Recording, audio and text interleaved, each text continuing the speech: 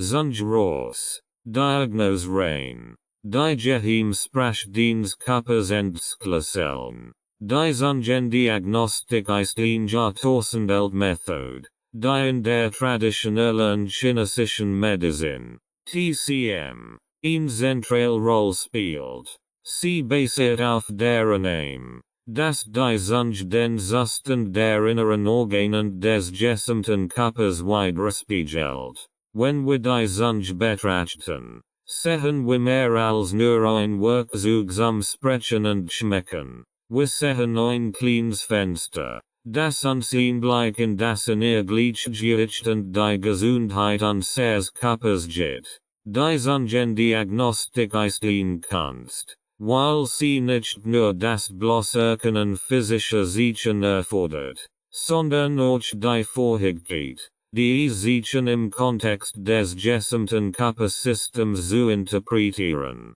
Die Zunge kann uns Hinweise auf Störungen im Verdauungssystem, der Lunge, der Niere, dem Herzen und anderen Organen geben. Sie sagt uns, ob unser Körper zu heiß oder zu kalt ist, ob zu viel Feuchtigkeit vorhanden ist oder ob es ihnen Energiemangel gibt. Die subtil und präzise Methode erfordert ein tiefes Verständnis und eine Sensibilität für die Feinheiten des Körpers, weshalb sie als Kunst angesehen wird. Im Westen wird die Zungendiagnostik oft als eine mysteriöse Technik angesehen, aber in den östlichen Heiltraditionen ist sie eine vertraute und geschätzte Praxis. Die Zunge wird in der TCM als eine Miniatur des Körpers betrachtet, auf der verschiedene Bereiche den inneren Organen zugeordnet sind. Die Spitze der Zunge steht beispielsweise in Verbindung mit dem Herzen und der Lunge,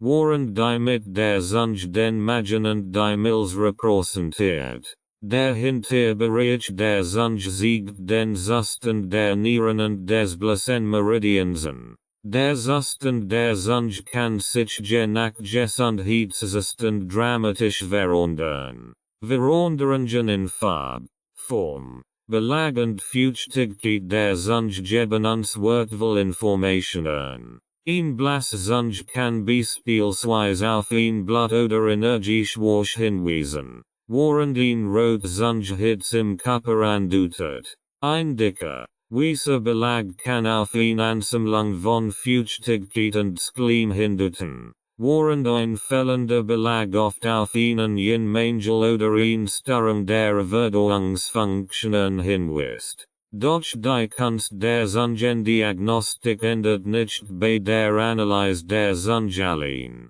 Sie erfordert die Fähigkeit, die Zeichen im Kontext des gesamten Individuums zu sehen. Die Zungendiagnostik ist kein isoliertes Werkzeug. Sie muss in Verbindung mit der Pulsdiagnose, der Analyse des Patienten und der Bearbeitung anderer physischer Anzeichen eingesetzt werden. Ein erfahrene Praktiker kann durch die Kombination all dieser Elemente ein umfassendes Bild des Gesundheitszustands eines Menschen zeichnen. In unserer modernen Welt, in der die Schulmedizin oft auf technologisch fortgeschrittene diagnostische Werkzeuge setzt, bietet die Zungendiagnostik eine erfrischend einfachend dennoch tiefgründige Methode, den Zustand des Körpers zu verstehen. Sie erfordert kein teures Equipment, sondern nur ein Überzeug und fundiertes Wissen. Durch die Bearbeitung der Zunge können bereits im frühen Stadium ungleichgewicht erkannt und behandelt werden, noch bevor sie sich in ernsthaften Krankheiten manifestieren.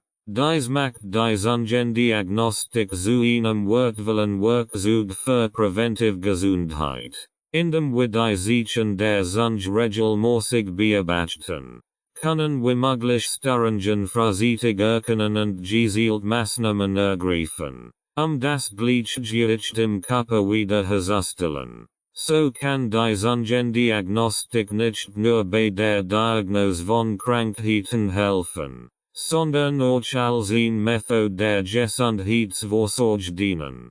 die uns hilft, sehr wohlbefinden langfristig zu erhalten. Die Kunst der Zungendiagnostik verbindet auf wunderbar Weise Wissenschaft und Intuition. Sie erfordert präzises Wissen über den menschlichen Körper als auch die Fähigkeit, subtil auf die individuellen Unterschied jedes Menschen einzugehen. Jeder Mensch hat eine einzigartige Zungenform, Farbe und Beschaffenheit, und diese Individualität spiegelt sich in der Diagnose wider. Ein guter Praktiker der Zungendiagnostik weiß, dass die Zunge niemals allein betrachtet werden sollte, sondern immer im Zusammenhang mit dem Gesamtbild der Person und ihrer gesundheitlichen Geschichte. Mein Reise zur Zungendiagnostik und Acupressur. Mein Reise zur Zungendiagnostik begann, wie so viel Reisen im Leben, nicht geradeaus und zielgerichtet, sondern mit einer Reihe von Wendungen und Entdeckungen, die mich letztlich auf diesen Weg geführt haben. Ursprünglich war mein Interesse an der Heilkunst von einem tiefen Wunsch nach einem ganzheitlichen Verständnis des menschlichen Körpers und Geistes geprägt. Schon früher kannte ich, dass wahre Heilung nicht nur auf physikalischer Ebene stattfinden kann, sondern dass der Mensch in seiner Gesamtheit betrachtet werden muss, als Einheit von Körper, Geist und Ziel. Mein ersten Schritt in die Welt der alternativen Heilmethoden führten mich zur Akupunktur, eine Praxis, die mich von Anfang an fasziniert. Doch während ich die feinen Nadeln setzt und beobachtet, wie sie Energie blockierten lasten und den Körper harmonisierten, begann ich nach weiteren Wegen zu suchen, die zugrundliegenden Störungen im Körper besser zu verstehen. Ich wollte tiefer in die Ursachen der körperlichen und energetischen Imbalancen eintauchen, nicht nur Symptome zu lindern, sondern auch die zugrundliegenden Ursachen zu erkennen. Es war in dieser Phase meiner Entwicklung als Heilerin, dass ich auf die Zungendiagnostik stieß. Sie erschien mir wie ein fällendes Puzzleteil, eine Methode, die es ermöglicht, den inneren Zustand des Körpers sichtbar zu machen, uninvasive Verfahren oder aufwendige Technik. Die Einfachheit und doch erstaunliche Präzision dieser Methode faszinierten mich. Ich begann, mich intensiv mit der Zungendiagnostik zu beschäftigen. Studiert Text der traditionellen chinesischen Medizin und tauscht mich mit erfahrenen Praktikern aus. Mit der Zeit wird die Zungendiagnostik zu einem unverzichtbaren Bestandteil meiner Arbeit. Ich war immer wieder erstaunt, wie viel ich durch die einfache Beobachtung der Zunge über den Gesundheitszustand eines Menschen erfahren konnte.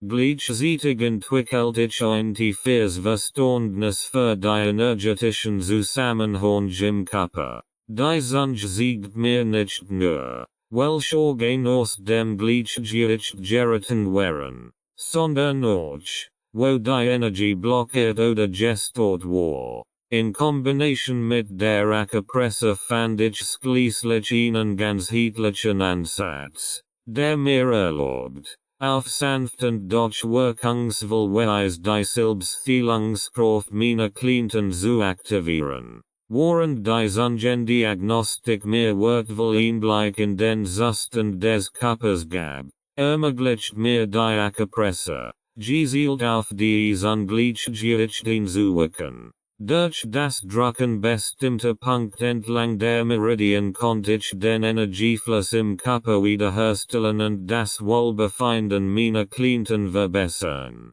Einführung in die Zungendiagnostik. Ursprung und Geschichte der Zungendiagnostik. Die Zungendiagnostik hat ihre Wurzeln in der traditionellen chinesischen Medizin. TCM. Eine Heilkunst, die seit über 2.000 Jahren praktiziert wird. Diese Methode, Die Zunge zur Diagnose von erkrankungen Herrenzuziehen, basiert auf der Vorstellung, dass der Körper als Ganzes betrachtet werden muss, die wahre Ursache von Krankheiten zu verstehen. In der TCM geht man davon aus, dass der Körper über verschiedene Kanäle und Meridien miteinander verbunden ist, durch die Lebensenergie, das sogenannte Ki, fließt. Veränderungen im Körper erinnern sich oft auf der Zunge, und dies können diagnostiziert werden, gesundheitliche Probleme vorsichtig zu erkennen. Die Zungendiagnostik wird in alten chinesischen medizinischen Texten erwähnt, wie beispielsweise im Wang die Neiging, dem Kanon des gelben Kaisers, einem der bedeutendsten Werke der chinesischen Medizin, das etwa 300 vChr, verfasst wird.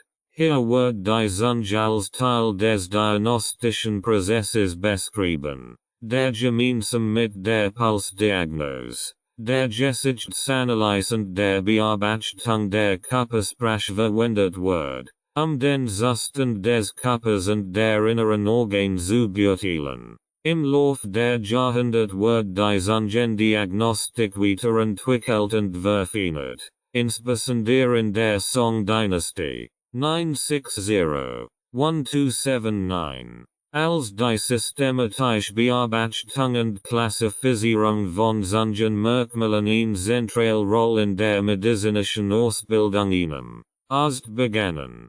Die Zungendiagnostik als ein äußerst präzises und wertvolles Werkzeug zu nutzen, das es ihnen ermöglicht, Krankheiten zu erkennen, die sich noch nicht in anderen, offensichtlicheren Symptomen manifestiert hatten. Im Westen wird die Zungendiagnostik erst viel später bekannt, vor allem im Zuge des wachsenden Interesses an ganzheitlicher Medizin und alternativen Heilmethoden in der zweiten Hälfte des 20. Jahrhunderts. Heute wird die Zungendiagnostik in der TCM weltweit praktiziert und auch in der westlichen Komplementarmedizin als nützliches Diagnosewerkzeug geschätzt. Sie dient nicht nur zur Diagnose, sondern auch zur Überwachung des Krankheitsverlaufs und zur Bewertung der Wirksamkeit von Behandlungen. Die Zungendiagnostik ist jedoch nicht ausschließlich auf die chinesische Medizin beschränkt. Ähnliche Praktiken finden sich auch in anderen alten Heiltraditionen, wie der ayurvedischen Medizin Indiens, wo die Zunge ebenfalls als Spiegelbild des inneren Gesundheitssystems betrachtet wird. In der ayurvedischen Medizin wird die Zunge in Bezug auf Dosha ungleichgewicht und toxische Belastungen untersucht. Dies global Verbreitung ordentlicher diagnostischer Ansatz zeigt, dass die Zungendiagnostik eine universelle Methode ist, die tief in den menschlichen Heiltraditionen verwurzelt ist. Die Bedeutung der Zunge in der traditionellen Medizin. Die Zungendiagnostik hat ihre Wurzeln in der traditionellen chinesischen Medizin. TCM. Eine Heilkunst. Die seit über 2.000 Jahren praktiziert wird. Diese Methode, die Zunge zur Diagnose von Erkrankungen heranzuziehen, basiert auf der Vorstellung, dass der Körper als Ganzes betrachtet werden muss, die wahre Ursache von Krankheiten zu verstehen. In der TCM geht man davon aus, dass der Körper über verschiedene Kanäle und Meridien miteinander verbunden ist, durch die Lebensenergie, das sogenannte Ki, fließt. Veränderungen im Körper erinnern sich oft auf der Zunge, und dies können diagnostiziert werden, gesundheitliche Probleme vorsichtig zu erkennen. Die Zungendiagnostik wird in alten chinesischen medizinischen Texten erwähnt, wie beispielsweise im Wang die Neiging, dem Kanon des gelben Kaisers, einem der bedeutendsten Werk der chinesischen Medizin. Das etwa 300 vchr. First word. Hier wird die Zunge als Teil des diagnostischen Prozesses beschrieben, der gemeinsam mit der Pulsdiagnose, der Gesichtsanalyse und der Bearbeitung der Körpersprache verwendet wird, den Zustand des Körpers und der inneren Organe zu beurteilen. Im Lauf der Jahrhunderte wird die Zungendiagnostik weiterentwickelt und verfeinert, insbesondere in der Song-Dynastie. 960-1279, als die systematische Bearbeitung und Klassifizierung von Zungenmerkmalen eine zentrale Rolle in der medizinischen Ausbildung innahm. Begannen. Die Zungendiagnostik als ein äußerst präzises und wertvolles Werkzeug zu nutzen, das es ihnen ermöglicht, Krankheiten zu erkennen, die sich noch nicht in anderen, offensichtlicheren Symptomen manifestiert hatten. Im Westen wird die Zungendiagnostik erst viel später bekannt, vor allem im Zuge des wachsenden Interesses an ganzheitlicher Medizin und alternativen Heilmethoden in der zweiten Hälfte des 20. Jahrhunderts. Heute wird die Zungendiagnostik in der TCM weltweit praktiziert und auch in der westlichen Komplementarmedizin als nützliches Diagnosewerkzeug geschätzt. Sie dient nicht nur zur Diagnose, sondern auch zur Überwachung des Krankheitsverlaufs und zur Bewertung der Wirksamkeit von Behandlungen. Die Zungendiagnostik ist jedoch nicht ausschließlich auf die chinesische Medizin beschränkt. Ähnliche Praktiken finden sich auch in anderen alten Heiltraditionen, wie der ayurvedischen Medizin Indiens, wo die Zunge ebenfalls als Spiegelbild des inneren Gesundheitssystems betrachtet wird. In der ayurvedischen Medizin wird die Zunge in Bezug auf dosche Ungleichgewicht und toxische Belastungen untersucht. Dies global Verbreitung ordentlicher diagnostischer Ansatz zeigt, dass die Zungendiagnostik eine universelle Methode ist, die tief in den menschlichen Heiltraditionen verwurzelt ist. 2.2 Die Bedeutung der Zunge in der traditionellen Medizin. Die Zunge spielt in der traditionellen Medizin eine Schlüsselrolle, weil sie als eines der wenigen Organe direkt betrachtet und analysiert werden kann, ohne auf invasive Techniken zurückgreifen zu müssen. Die Zunge ist ein hervorragender Indikator für den inneren Zustand des Körpers, weil sie stark durchblutet und direkt mit den Organen und dem Verdauungssystem verbunden ist. In der traditionellen chinesischen Medizin ist die Zunge in verschiedenen Zonen unterteilt, die jeweils bestimmten Organen und Körperregionen zugeordnet sind.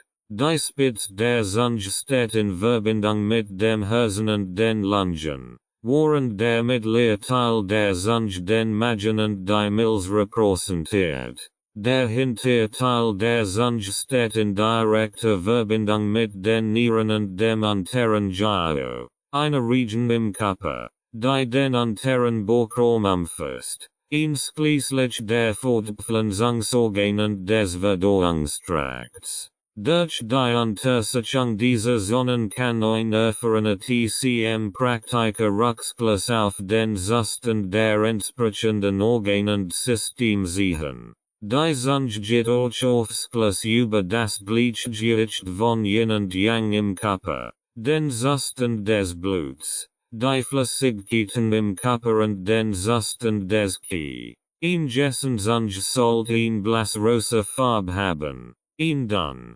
Feuchtoberflächen ihnen feinen weißen Belag aufweisen. Abweichungen von diesem Idealzustand, sei es in Form von Farbveränderungen, Zungenbewegungen oder Veränderungen der Form und Beweglichkeit der Zunge, weisen auf gesundheitliche Probleme hin. Farbe der Zunge. Ein blasse Zunge deutet oft auf Blutmangel oder Qi-Mangel hin. waren den rot Zunge auf Überschusseige Hits im Körper hinweisen kann. Ein tiefrot oder violet Zunge kann ein Zeichen von Blutstase sein, einem Zustand, in dem der Blutfluss blockiert ist. Form der Zunge. Ein geschwollen Zunge kann auf Feuchtigkeit oder Skleim im Körper hinweisen, die den Fluss behindern. Ein gefallen Zunge kann hingegen auf einen Mangel an Yin oder Körperflüssigkeiten hindeuten. Zungenbelag. Der Belag auf der Zunge kann ebenfalls wichtige Informationen liefern. Ein dicker, gelblicher Belag weist oft auf eine Ansammlung von Hitze und Feuchtigkeit im Körper hin, während ein weißer, dicker Belag auf Kalt oder Skleim hinweisen kann. Ein fehlender Belag, insbesondere in der Mitte der Zunge, wird oft als Zeichen eines Yin-Mangels interpretiert, was auf einen chronischen Zustand hinweist, bei dem Körper die notwendigen Flüssigkeiten und Substanzen fehlen, sich selbst zu regulieren. Feuchtigkeit der Zunge. Auch die Feuchtigkeit der Zunge ist ein wichtiger Indikator. Ein trocken Zunge kann auf Flüssigkeitsmangel, Hitze oder ein gestörtes Yin hinweisen. Ein übermäßig feucht Zunge hingegen deutet oft auf Skleim oder Feuchtigkeitsstagnation im Körper hin. Die Zunge spielt in der TCM auch eine Rolle bei der Diagnose von emotionalen Zuständen. Die Zunge kann Anzeichen von Stress, Angsten oder Depressionen zeigen, was den ganzheitlichen Ansatz der traditionellen chinesischen Medizin unterstreicht. Die Zungendiagnostik immer im Kontext des gesamten Gesundheitssystems und des emotionalen Zustands des Patienten gesehen wird, spiegelt sie nicht nur körperlich, sondern auch psychisch ungleichgewicht wider. Immer wieder ist die Zungendiagnostik ebenfalls von Bedeutung. Die ayurvedische Medizin betrachtet die Zunge als einen Schlüssel zur Diagnose von einer toxischen Substanz, die durch unverdautes Essen und unwohlständige Stoffwechselprozesse im Körper entsteht. Ein dicker Zungenbelag wird immer wieder als Anzeichen von angesehen und besiegten, dass der Körper mit Toxinen belastet ist. In diesem System wird die Zungendiagnostik verwendet, die deutsche Ungleichgewicht zu erkennen und den Zustand des Verdauungsführers zu beurteilen. Zusammenfassend lässt sich sagen, dass die Zunge in der traditionellen Medizin eine zentrale Rolle spielt, da sie einen direkten und präzisen Einblick in den Gesundheitszustand des Körpers bietet. Die Bedeutung der Zunge geht weit über ihre physische Funktion hinaus. Sie dient als Indikator für das Gleichgewicht und kann dabei helfen, frühzeitig Anzeichen von Krankheiten zu erkennen und präventive Maßnahmen zu ergreifen, wie die Zunge den Zustand des Körpers widerspiegelt. Die Zunge ist in der traditionellen chinesischen Medizin, TCM, als Spiegel des Körpers bekannt und spielt eine zentrale Rolle in der Diagnostik. Ihre Beschaffenheit, Farbe, Form, Oberfläche und Beweglichkeit liefern wertvoll Hinweis auf den Gesundheitszustand der inneren Organe und des gesamten Körpers. Diese Erkenntnisse sind tief in der jahrtausendalten Praxis der TCM verwurzelt, wo die Zungendiagnostik als ein grundlegendes Werkzeug zur Erkennung von energetischen Ungleichgewichten und organischen Dysfunktionen dient. In der TCM wird angenommen, dass die Zunge eine direkte Verbindung zu den inneren Organen hat und dass Veränderungen in diesen Organen sich auf der Zunge sichtbar widerspiegeln. Die Zunge kann auf vielerlei Arten den Zustand des Körpers verändern. Die Aufteilung der Zonen der Zunge.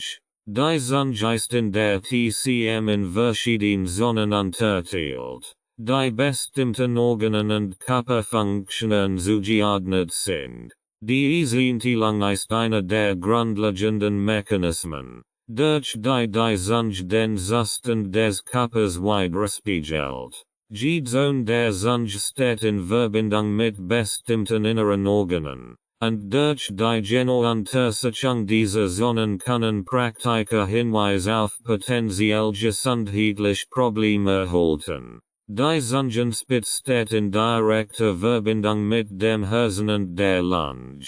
Veränderungen in diesem Bereich, wie Rötungen, Schwellungen oder Trockenheit, können auf Herz- oder Lungenprobleme hinweisen. Ein Zungenspitze kann zum Beispiel auf eine emotionelle Überlastung oder Herzproblem hindeuten. Der mittlere Bereich der Zunge, der als Magenmilzone bekannt ist, spiegelt den Zustand des Verdauungssystems wider. Veränderungen in diesem Bereich, wie zum Beispiel Verdickungen des Belags oder Verfärbungen, können auf Magenprobleme, Verdauungsstörungen oder Schwächen der Milz hinweisen. Der hintere Teil der Zunge, der als Nierenzone bezeichnet wird, gibt Auskunft über den Zustand der Nieren und des unteren Gyro, die Unterregion des Körpers, einschließlich der Fortpflanzungsorgane. Ein Geschwollen oder verfärbt Zunge in diesem Bereich kann auf Nierenprobleme oder eine Ansammlung von Feuchtigkeit in diesem Bereich des Körpers hinweisen. Die Zonen bieten einen umfassenden Überblick über den gesamten Körper, da sie die Hauptorgane und ihre energetischen Verbindungen repräsentieren. Ein erfahrener Praktiker kann durch das Untersuchen dieser Zonen frühzeitig Anzeichen für Probleme in den jeweiligen Organen erkennen. Farbe der Zunge. Die Farbe der Zunge ist eines der auffälligsten Merkmale, das Veränderungen im Körperzustand widerspiegelt. Ein Zunge sollte eine blassrosa Farbe haben, die auf ein ausgeglichenes Verhältnis von Yin und Yang zu einem harmonischen Energiefluss hinweist. Blasszunge. Ein blasser Zunge kann auf ein Blatt oder Kieschwash hinweisen. In der TCM wird dies oft als Zeichen eines Mangels interpretiert, bei dem Körper nicht genügend Energie oder Substanz zur Verfügung steht. Häufig ist dies ein Hinweis auf ein Schwach des Milz oder Magenki, die zur Erschöpfung, bloß und allgemeiner Schwach führen kann. Rotzunge. Ein Rotzunge deutet auf ein Übermaßen Hitze im Körper hin. Diese Hitze kann entweder durch äußere Faktoren, wie eine Infektion oder Entzündung, oder durch innere Störungen, wie eine Disbalance von Yin und Yang, verursacht werden. Ein Rotzunge kann auf Fieber, Entzündungen oder emotionelle Hitze wie Stress und Wut hinweisen. Violettzunge. Ein Violett oder bläuliche Zunge deutet oft auf eine Stagnation des Bluts hin. Dies bedeutet, dass der Blutfluss im Körper behindert wird, was zu Blockaden und Schmerzen führen kann. Die Stagnation kann auf verschiedene Ursachen zurückzuführen sein, wie zum Beispiel Traumata, chronische Entzündungen oder Kult im Körper. Zungenbelag. Der Belag auf der Zunge bietet ebenfalls wichtige diagnostische Informationen. Der Belag entsteht durch Verdauungsprozesse und ist ein Hinweis darauf, wie gut der Körper Nahrung und Flüssigkeiten verarbeiten kann. Dünner, weißer Belag. Ein dünner, weißer Belag auf der Zunge wird als normal betrachtet und zeigt, dass das Verdauungssystem gut funktioniert. In der TCM bedeutet dieser Zustand, dass das Key des Magens und der Milz ausreichend ist. Dicker Belag. Ein dickerer Zungenbelag deutet oft auf eine Ansammlung von Feuchtigkeit, Schleim oder toxischen Substanzen im Körper hin. Diese Feuchtigkeit kann durch eine schlechte Verdauung, Ein Schwachmils oder ein allgemein Stagnation im Verdauungstrakt verursacht werden.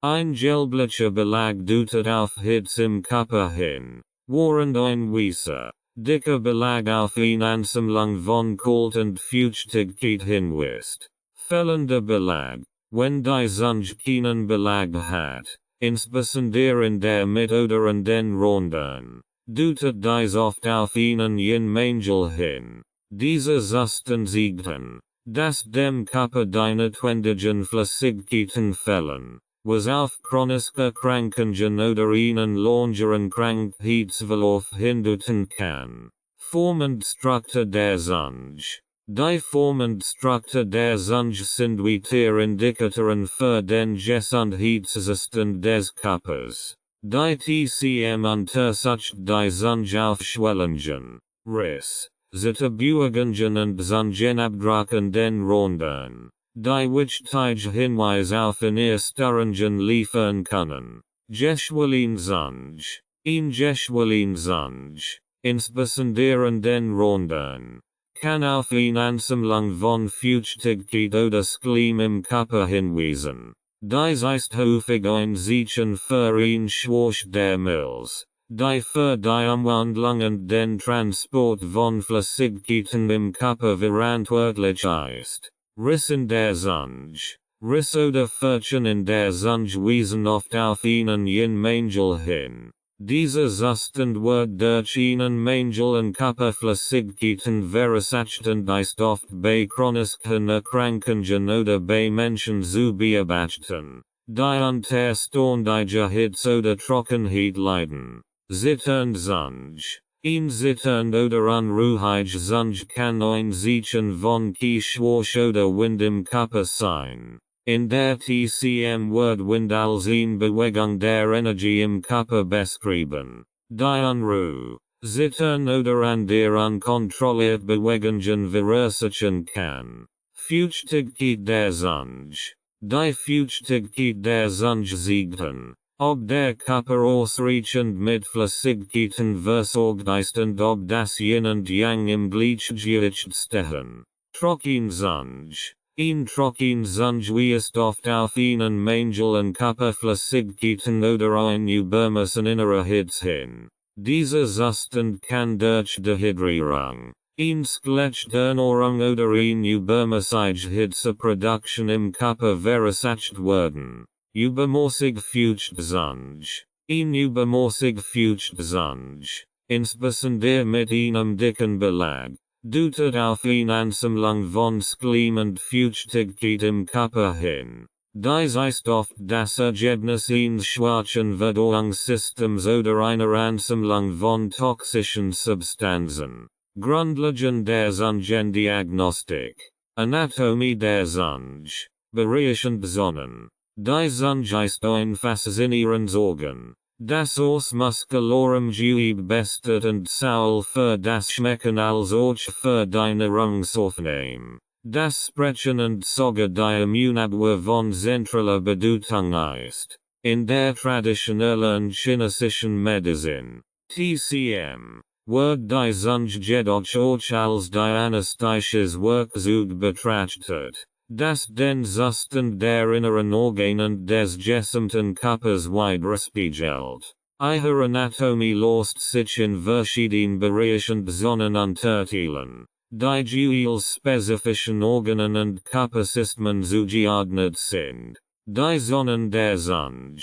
In der Zungendiagnostik wird die Zunge in mehrere Bereiche unterteilt, die als Karte des Körpers dienen. Jeder Bereich repräsentiert unterschiedliche Organe und energetische Zustand im Körper. Zungenspitze, Hals und Lunge. Die Spitze der Zunge ist mit dem Herzen und der Lunge verbunden. Ingessen Zungenspitze sollte rosa und glatt sein.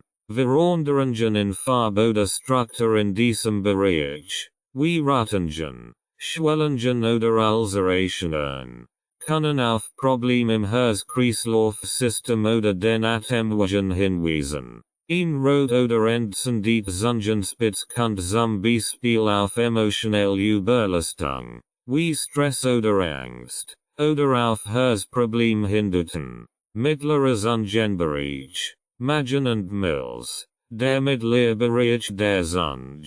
Oft als Magen-Milz-Zone bezeichnet. Spiegelt den Zustand des Verdauungssystems wider. Insbesondere des Magens und der Milz. Ingessen Zunge in diesem Bereich sollte rosa Farbe haben und leicht feucht sein. Veränderungen wie Verdickungen des Belags, Riss oder Verforbungen können auf Verdauungsstörungen, Magenschwäche oder Beeinträchtigung der Milz hinweisen. Gelbliche Verfärbung in diesem Bereich kann auf Magenhitze hinweisen, während Blass oder Schwellung auf Kieschwäche der Milz deutet. Zungenwurzel, Nieren, Blase und unterer Bauchraum. Der Hinterbereich der Zunge, die sogenannte Zungenwurzel, steht in Verbindung mit den Nieren, der Blase und dem unteren Gyro, also dem unteren Bauchraum,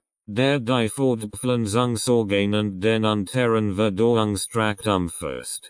Veränderungen in diesem Bereich, wie Schwellungen, Verdickungen oder Belage, können auf Nierenproblem oder Ansammlung von Feuchtigkeit in diesem Bereich hinweisen. Geschwollen Zungenwurzel kann zum Beispiel auf Nierenschwäche oder Flüssigkeitsretention hindeuten. Zungenrande, Leber und Gallenbläs. Die Zungenrande stehen in enger Verbindung mit der Leber und der Gallenbläs. Ingessen Zungenrandzone sollt gleichmäßig gefährt und ohne Schwellungen oder Körbungen sein. Rötungen oder Schwellungen an den Zungenranden könnten auf Leberstagnation oder übermäßige Hitze in der Leber hinweisen, was oft mit Stress, Ärger oder emotionaler Belastung in Verbindung gebracht wird. Körbungen oder Zungenabdruck entlang der Rande deuten häufig auf Schwäche der Milz hin, die für das Halten der Zungenform verantwortlich ist. Feinstruktur der Zunge.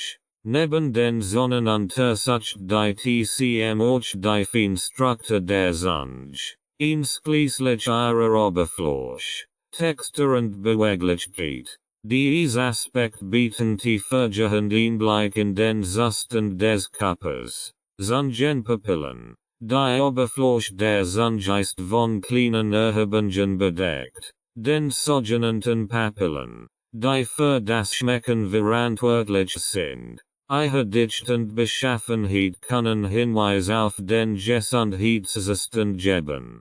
Ein Zunge mit zu vielen oder zu wenigen Papillen kann auf einen energetischen Ungleichgewichtszustand hinweisen. Zungenfeuchtigkeit. Die Feuchtigkeit auf der Zungenoberfläche wird als wichtiger Indikator für den Zustand der Körperflüssigkeiten betrachtet. Ein übermäßig trocken Zunge ist auf einen Flüssigkeitsmangel hin, während ein übermäßig feucht Zunge auf eine Ansammlung von Feuchtigkeit oder Schleim im Körper hindeuten kann. Zungenbeweglichkeit. Die Feuchtigkeit der Zunge, sich geschmeidig zu bewegen, ist ebenfalls von diagnostischer Bedeutung.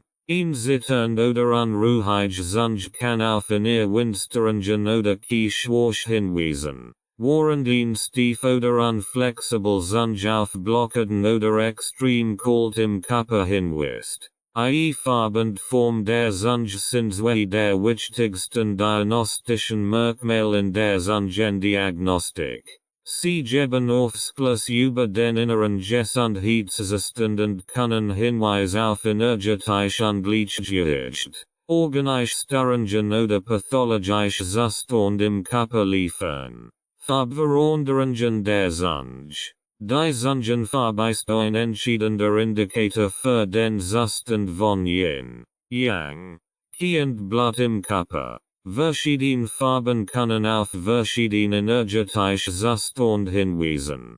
Blass. Ein blassrosa oder weiß Zunge deutet in der Regel auf einen Mangel an Qi und Blut hin. Dies ist oft mit Schwäche, Müdigkeit und Blass im gesamten Körper verbunden. Ihn sehr blass Zunge kann auch auf Anime oder Kaltesestond hinweisen, bei denen der Körper nicht genug warm oder Energie produzieren kann. Rot. Ihn rot Zunge weist auf einen Überflussen Hitz im Körper hin. Dies Hitz kann auf verschiedene Ursachen zurückzuführen sein, wie zum Beispiel Fieber, Entzündungen oder emotional Belastungen wie Ärger oder Stress. Ihn rot Zunge, insbesondere der Spitz, deutet oft auf eine emotional Überlastung hin. Dunkelrot bis purpur. Ihn dunkelrot oder violett Zunge weist auf ein Blutstase hin, bei der das Blut nicht richtig zirkuliert und sich in bestimmten Bereichen des Körpers stört.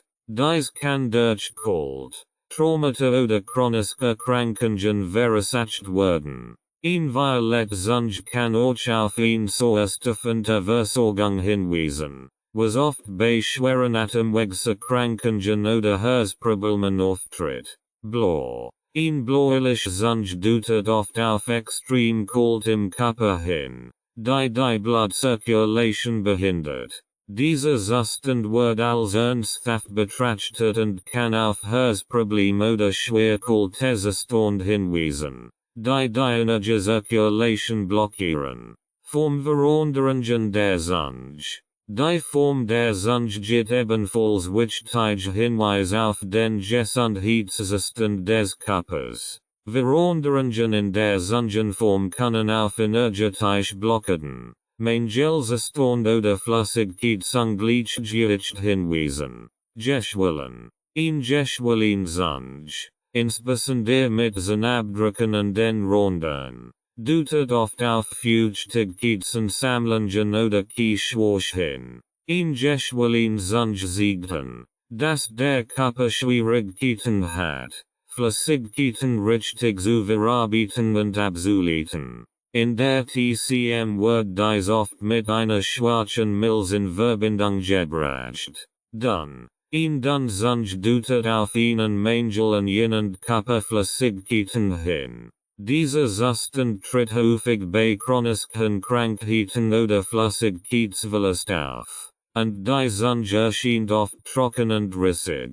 Riss in der Zunge können auf verschiedene Zustände hinweisen. Oberflächlich Riss, die unregelmäßig auf der Zunge verteilt sind, deuten oft auf einen Mangel hin, während tiefer Riss auf ein Schwäche des Magens oder an der chronischen Ungleichgewicht hindeuten können. Stief oder schlaff. Ein stief Zunge zeigt Blockaden im Kieferflossen und kann auf Schwächen der energetischen Ungleichgewicht hinweisen. Ein schlaff Zunge hingegen deutet oft auf Kie- oder Blutmangel hin und wird häufig bei Menschen beobachtet, die unter extremer Müdigkeit oder Schwäche leiden. Zungenabdruck. Zungenabdruck entlang der Ränder sind ein häufiges Anzeichen für Kie-Mangel und Feuchtigkeitsansammlungen im Körper. Sie sehen, dass das Kie der Milz und des Magens nicht stark genug ist, die Zunge in ihrer normalen Form zu halten, was zu einem Einsinken in die Sorten führt. Belag und Feuchtigkeit der Zunge. Der Belag und die Feuchtigkeit der Zunge sind zentral die anesthetische Merkmale in der Zungendiagnostik, insbesondere in der traditionellen und chinesischen Medizin. TCM. Beide-Faktoren liefern wertvoll Hinweis auf den Zustand des Verdauungssystems, den Flüssigkeitshaushalt und die Funktionsweise der inneren Organe. Durch die Beobachtung dieser Merkmale kann der Gesundheitszustand eines Patienten beurteilt werden. Der Zungenbelag.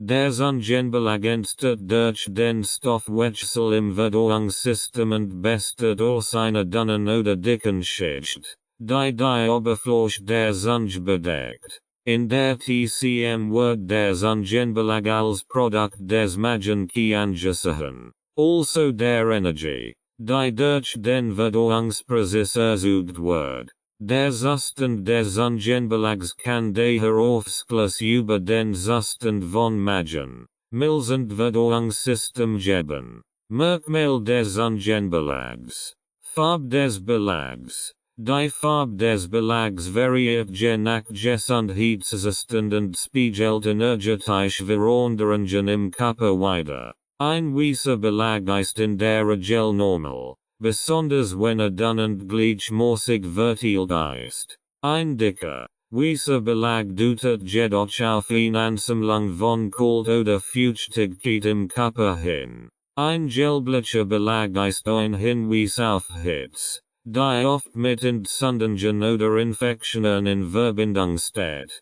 Ein grauer oder schwarzer Belag gilt als ein Zeichen für extrem kalt oder schwere Krankungen und wird in der TCM als Warnsignal für ernsthaft gesundheitliche Probleme angesehen. Dick des Belags. Ein dünner Belag ist in der Regel ein Zeichen eines gesunden Verdauungssystems. Ein dicker Belag deutet hingegen auf eine Stagnation oder Ansammlung von Schleim, Feuchtigkeit oder Hitze im Verdauungssystem hin. Je dicker der Belag, desto schwerer die Stagnation und desto stärker das Ungleichgewicht im Körper. Beschaffenheit des Belags. Ein glatter und gleichmäßiger Belag ist normal, während ein flammiger oder fettiger Belag auf Schleimansammlungen im Körper hinweisen kann.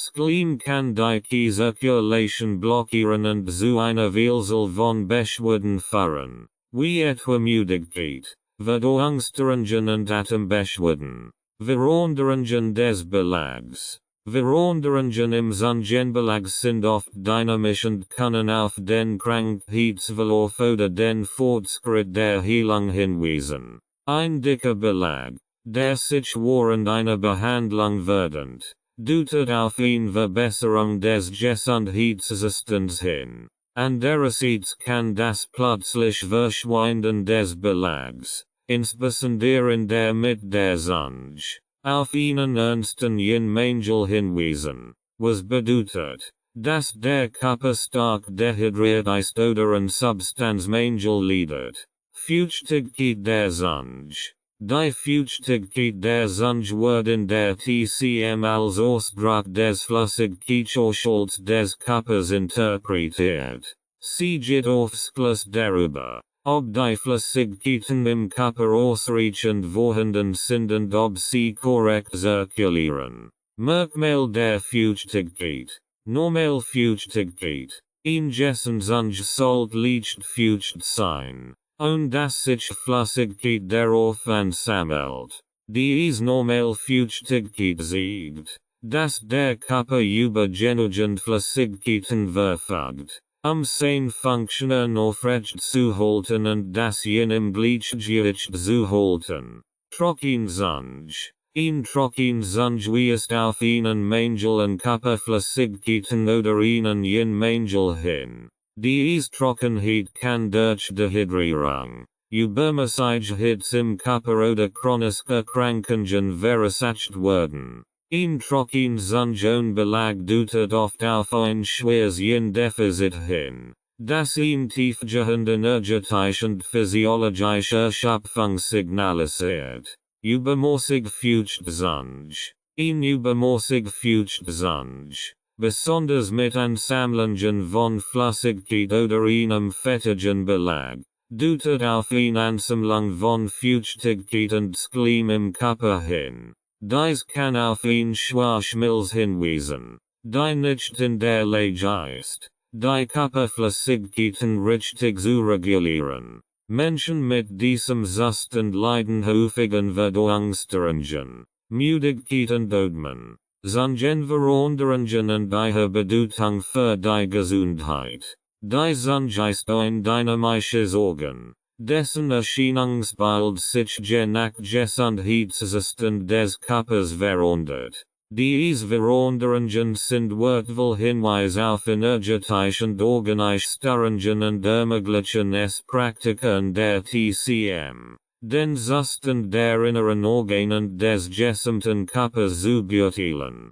Zungenveränderungen können sich in der Farbe, Form, Textur, Beweglichkeiten der Oberfläche der Zunge ziehen und haben jeweils unterschiedlich Bedeutungen für die Gesundheit. Farbveränderungen der Zunge. Blasszunge. Ein blassrosa oder weiß Zunge ist ein Zeichen für Ki oder Blutmangel. Ein solcher Mangel weist darauf hin, dass der Körper nicht genug Energie produziert oder nicht ausreichend Blut zirkuliert, was zu schwach, Müdigkeit und bloß fahren kann. In der TCM ist die Milz oft der Ursprung für diesen Mangel, da sie für die Umwandlung von Nahrung in Ki und Blut verantwortlich ist. Rotzunge. Ein Rotzunge weist auf Hitze im Körper hin. Diese Hitze kann durch verschiedene Faktoren verursacht werden, wie Infektionen, Entzündungen oder emotionelle Überlastungen wie Stress oder Ärger. Ein Rotzunge in der Spitze deutet oft auf emotionelle Spannungen oder Herzprobleme hin, während ein Rotzunge im mittleren Bereich auf Hitze im Magen- und Verdauungssystem hinweist. Dunkelrot oder violett Zunge.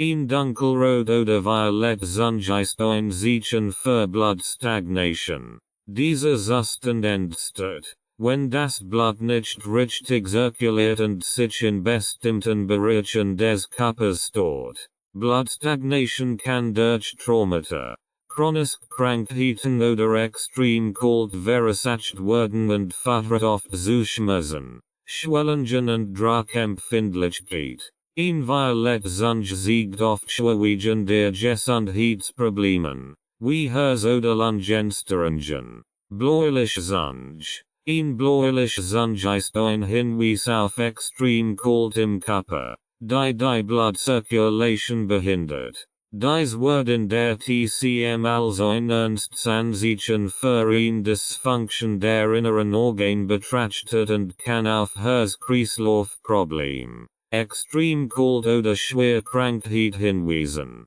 Formveränderungen der Zunge. Geschwollen-Zunge. Ein Geschwollen-Zunge, insbesondere mit Zahnabdrücken und den Rändern, weist auf eine Ansammlung von Feuchtigkeit oder Kischwäche hin. Die Schwellung ist oft ein Zeichen dafür, dass die Milz nicht in der Lage ist, die Flüssigkeiten im Körper richtig zu regulieren, was zu einer Ansammlung von Feuchtigkeit führt. Menschen mit diesem Zustand neigen oft zu Verdauungsstörungen, zunehmend Müdigkeit. Dunzunge. Ein Dunzunge weist auf einen Mangel an Blut oder Yin hin. Dieser Zustand tritt häufig bei Menschen auf, die an chronischen Krankheiten leiden oder dehydriert sind. Ein Dunzunge wird oft von Trockenheit und einem Mangel an Zungenbelag begleitet, was auf einen tiefen Yin-Mangel hinweist, der den Körper erschöpft. Zungenriss. Riss in der Zunge können auf verschiedene Zustände hinweisen. Oberflächlich. Unregelmäßig Riss deuten auf einen Yin-Mangel hin, während tief, gerät Riss oft auf ein Schwach im Magen oder eine chronische Verdauungsstörung hindeuten. Menschen mit solchen Rissen neigen zu Trockenheit, Verdauungsproblemen und einer allgemeinen Schwäche des Verdauungssystems. Stiefzunge. Ein Stiefzunge zeigt an, dass der Fluss von Ki und Blut im Körper blockiert ist. Dies kann durch Kalt, Traumata oder schwere Krankungen verursacht werden. Ein Stiefzunge wird oft bei Menschen beobachtet, die unter neurologischen Störungen oder chronischen Schmerzen leiden. Beweglichkeit der Zunge.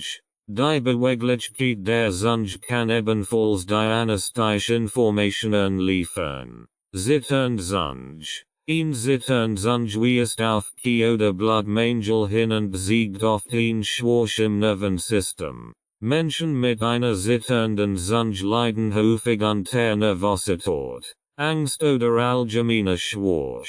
Unruhige Zunge.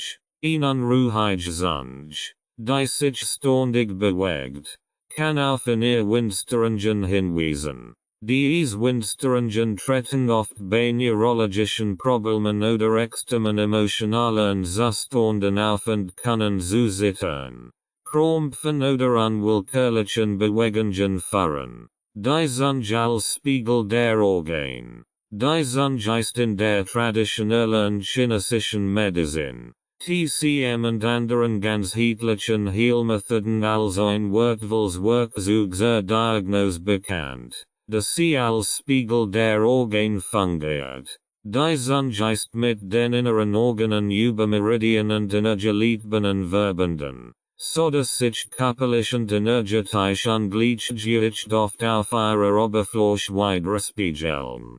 Durch die Untersuchung der Zunge können Praktiker tief Einblick in den Zustand der Organe und Körpersystem gewinnen, sondern der Zunge und ihre Zuordnung zuordnen. Die Zunge wird in der Zungendiagnostik in verschiedenen Zonen unterteilt, die jeweils spezifischen Organen zugeordnet sind. Die Zuordnungen basieren auf der energetischen Verbindung zwischen der Zunge und den Organen, wie sie in der TCM gelehrt wird. Die Zone der Zunge bietet wertvolle Informationen über den Zustand des entsprechenden Organs oder Organsystems. Zungenspitze, Hers und Lunge.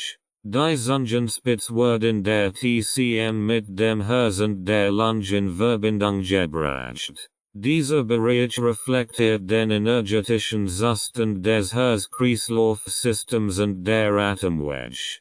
Hers. Die äußerste Spitze der Zunge ist dem Herzen zugeordnet. Veränderungen in diesem Bereich, wie Rötungen oder Entzündungen, können auf emotionelle Belastungen, Stress oder Herzprobleme hinweisen. Ein Rot oder geschwollen Zungenspitze kann auf Hitze im Herzen hinweisen, was sich oft in Symptomen wie Schlaflosigkeit, Unruhe oder Herzklopfen äußert. Lunge. Direkt hinter der Zungenspitze befindet sich die Zone, die mit den Lungen verbunden ist. Veränderungen in diesem Bereich, wie Blass oder Trockenheit, können auf Atemwegsprobleme hinweisen. Ein geschwächt Lunge kann sich durch einen trockenen oder blassen Bereich in dieser Zone manifestieren, was auf ein schwachem Lungenkey hinweist, die oft mit Symptomen wie Atemnot, Husten oder Infektionen der Atemwege einhergeht. Mittlerer Zungenbereich, Magen und Milz. Der mittlere Teil der Zunge ist eng mit dem Magen und der Milz verbunden und reflektiert den Zustand des Verdauungssystems. Der Magen und Milz in der TCM als Zentrum der Verdauung und Nährstoffverarbeitung angesehen werden. Kann die Zunge hier wertvolle Informationen über das Verdauungssystem liefern? Magen. Die mit der Zunge. Speziell der Bereich etwas weiter hinten, steht in Verbindung mit dem Magen. Veränderungen in dieser Zone, wie Belag, Trockenheit oder Riss, können auf Störungen im Verdauungssystem hinweisen. Ein Gelbverfärbung oder ein dicker Belag in diesem Bereich deutet oft auf Hitze im Magen hin, was zu Symptomen wie Sodbrennen, Soremorphstassen oder Verstopfung führen kann. Milz. Der mittlere Bereich der Zunge wird auch der Milz zugeordnet, die in der TCM für die Umwandlung von Nahrung verantwortlich ist. Ein blass oder geschwollen Zunge in dieser Zone kann auf ein Schwach der Milz hinweisen, die oft mit Müdigkeit, Verdauungsstörungen und einer Neigung zu Flüchtigkeitssammlungen verbunden ist. Zungenrunde, Leber und Gallenbläs. Die Runde der Zunge repräsentieren die Leber und die Gallenbläs. Diese Organe sind für den freien Fluss von Qi im Körper verantwortlich und spielen eine wichtige Rolle bei der Verarbeitung von Emotionen. Leber. Die seitlichen Zungenrunde stehen in direkter Verbindung mit der Leber. Veränderungen in diesem Bereich, wie Rötungen, Schwellungen oder Zahnabdruck, können auf ihn lieber die Stagnation oder lieber Hits hinweisen. Die Zust und können durch Stress, what oder Frustration verursacht werden und äußern sich häufig in Symptomen wie Kopfschmerzen, Spannungsgefallen oder Menstruationsbeschwerden. Gallenbläs. Die Leber arbeitet eng mit der Gallenbläs zusammen, und daher spiegeln die Zungenränder auch den Zustand dieses Organs wider. Problem mit der Gallenbläs, wie Stagnationen oder Gallenstein, können sich in Rüttungen oder Schwellungen an den Zungenrändern manifestieren. Zungenwurzel, Nieren, Blase und Fortpflanzungsorgan. Der Hinterteil der Zunge, auch als Zungenwurzel bezeichnet, repräsentiert die Nieren, Blase und Fortpflanzungsorgan. In der TCM sind die Nieren das Fundament für das Yin und Yang des Körpers und spielen eine entscheidende Rolle bei der Regulierung der Lebensenergie. Nieren. Die Zungenwurzel geht ausschließlich über den Zustand der Nieren. Ein bläulich oder geschwollen Zungenwurzel kann auf ein Nierenschwäche oder eine Ansammlung von Feuchtigkeit in den Nieren hinweisen. Nierenschwäche äußert sich oft in Symptomen wie Müdigkeit, Rückenschmerzen, Haarverlust oder Problemen mit den Fortpflanzungsorganen. Blase und Fortpflanzungsorgan. Auch die Blase und die Fortpflanzungsorgan sind mit der Zungenwurzel verbunden. Veränderungen in diesem Bereich, wie Schwellungen oder eine auffällige Feuchtigkeit, können auf Blasenprobleme oder Störungen der Fortpflanzungsorgan hinweisen. Dies kann auf Harnwegsinfektionen, Fruchtbarkeitsprobleme oder Menstruationsbeschwerden hindeuten. Veränderungen der Zunge und möglich Gesundheitsprobleme.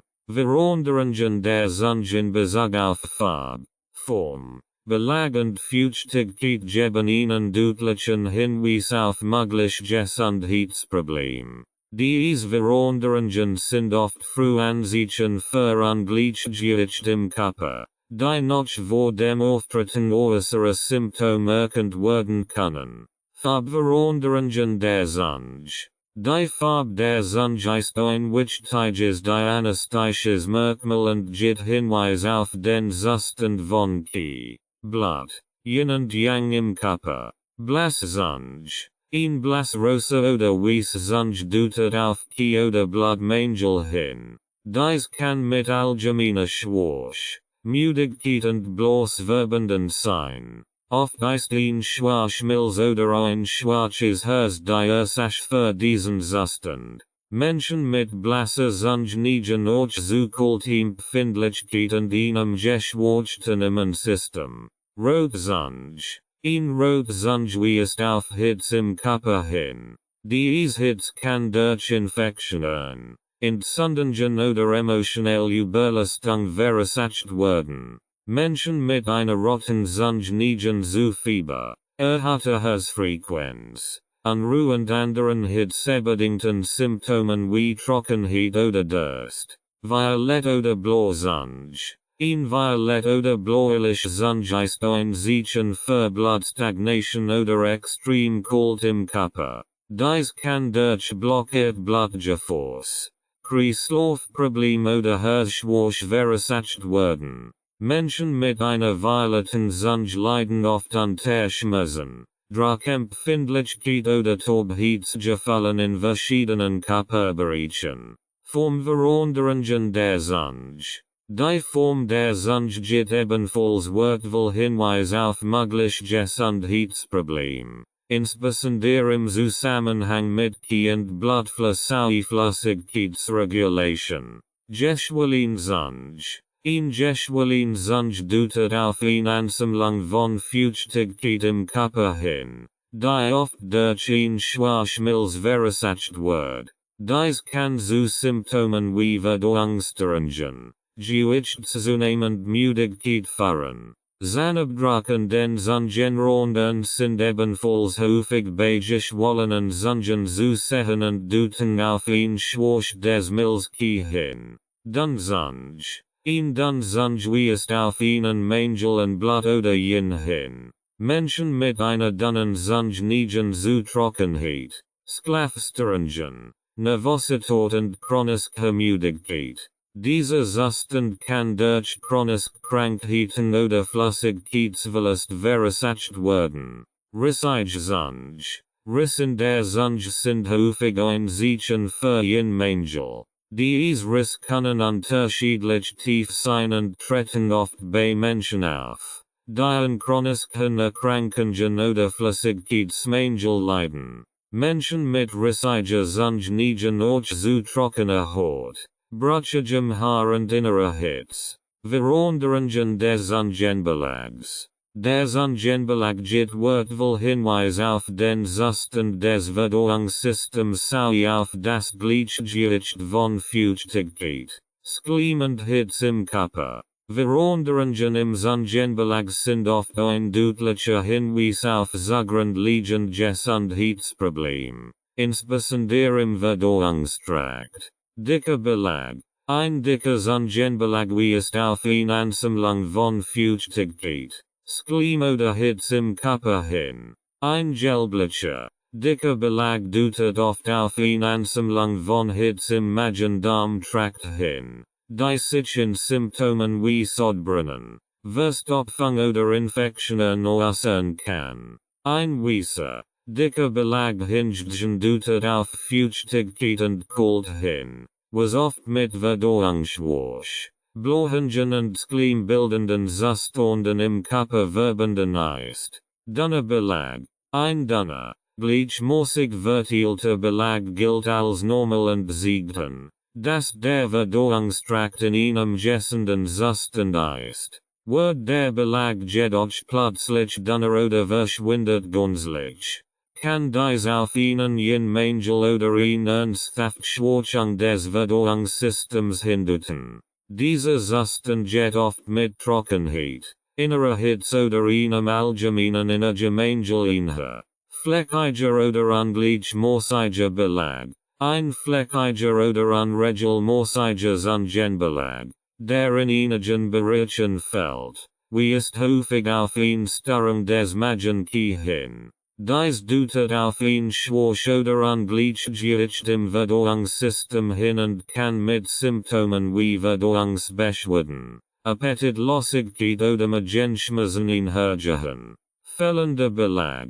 Ein Zungenbelag, insbesondere in der Mitte oder in den Rändern, ist oft ein Zeichen für einen jen Mangel. Dieser Zustand tritt häufig bei Menschen auf, die an chronischen Erkrankungen oder Flüssigkeitsverlust leiden. Ein Zungenbelag ist oft trocken und rissig, was auf eine ernsthafte Erschöpfung der Körpersubstanzen hinweist. Veränderungen der Zungenfeuchtigkeit. Die Feuchtigkeit der Zunge ist ein Indikator für den Zustand des Flüssigkeitshaushälts und des Yin im Körper. Übermäßig oder unzureichende Feuchtigkeit kann auf unterschiedliche Gesundheitsprobleme hinweisen. Trocken Zunge. Ein trocken Zunge deutet auf einen jen Mangel oder Flüssigkeitsmangel hin. Menschen mit einer trockenen Zunge neigen zu Durst, trockener Haut, innerer Hitze und Nervosität. Ein jen Mangel kann durch chronische Krankheiten, Dehydrierung oder übermäßige Hitze im Körper verursacht werden. Übermäßig feuchte Zunge. Ein übermäßig feuchte Zunge, insbesondere mit einem glatten, glänzenden Äußeren, weist auf eine Ansammlung von Feuchtigkeit im Körper hin. Dieser Zustand ist häufig mit einer schwachen Milz oder einer Ansammlung von Schleim verbunden und kann zu Symptomen wie Ödmen, Gewichtszunahme, Schwierigkeiten und Verdauungsstörungen führen. Feuchtigkeit blockiert den Fluss von Qi im Körper, was zu Energielosigkeit und Trägheit führen kann. Klebrig oder fettig. Ein Zunge mit einem klebrigen oder fettigen Belag deutet oft auf eine Ansammlung von Schleim im Körper hin. Dies ist ein Zeichen für stagnierende Feuchtigkeit, die sich im Körper angesammelt hat und die Verdauungs- und Atemwege blockiert. Menschen mit einem solchen Zustand leiden oft unter verstopften Nebenhöhlen, Skleim im Hals, Atembeschwerden und Verdauungsstörungen. Fallbeispiel und Zungenbilder aus der Praxis. Die Zungendiagnostik bietet Ihnen sicherlich Möglichkeit, tiefer in den Zustand des Körpers zu blicken und präzise Einblick in das Funktionieren der inneren Organe zu gewinnen. Durch die Untersuchung von Zungenbildern können Praktiker der traditionellen chinesischen Medizin, TCM, oft Gesundheitsprobleme identifizieren, bevor sie sich in offensichtlichen Symptomen manifestieren. Im Folgenden werden einige Fallbeispiele aus der Praxis dargestellt, die Bedeutung der Zungendiagnostik anhand konkreter Beispiele zu veranschaulichen. Fallbeispiel 1. Rotzungenspitz und Herzkiemangel. Patientin. 45-jährige Frau kommt in die Praxis mit Symptomen wie Schlaflosigkeit, Herzklopfen und innerer Unruhe. Sie berichtet außerdem von häufigem Stress bei der Arbeit und einem Gefühl ständiger Anspannung. Zungenbild. Die Zungenspitze der Patientin ist deutlich gerötet, während der restliche Teil der Zunge in blassrosa Farbe aufweist. Der Belag ist dünn und weiß. Die Zunge insgesamt etwas trocken. Diagnose. Die Rotzungenspitze deutet auf Hitze im Herzen hin, die in der TCM oft mit emotionalen Belastungen und Stress in Verbindung gebracht wird. Die Art von Hitze statt Danger ist, Schen, was zu Schlaflosigkeit, Unruhe und Herzklopfen führen kann. Der restliche Teil der Zunge ist blassrosa, was auf einen Kiemangel hinweist. Insbesondere im Bereich der Milz. Der Mangel, der durch die Trockenheit der Zunge angezeigt wird, verstärkt die Symptome. Behandlung. Die Therapie konzentriert sich auf die Kühlung der Herzhitze und die Stärkung des Herzki, den Geist zu beruhigen. Zudem wird das Milzki tonisiert, das energetische Gleichgewicht wiederherzustellen. Acupuncture.WHT7, Shenman und PC6, Niguan, werden stimuliert, das Herz zu beruhigen und den Schlaf zu fördern. Die Patientin erholt außerdem Kräuter, die das Herzchen stärken und die Hitze klären. Ergebnis. Nach mehreren Wochen der Behandlung berichtet die Patientin über eine deutliche Verbesserung ihres Schlafs und ein Abnehmen der inneren Unruhe. Die Zungenspitze ist weniger gerötet, und die Trockenheit der Zunge hat sich verringert. Fallbeispiel 2. Geschwollen Zunge mit Zahnabdrücken und Milzki-Schwäche.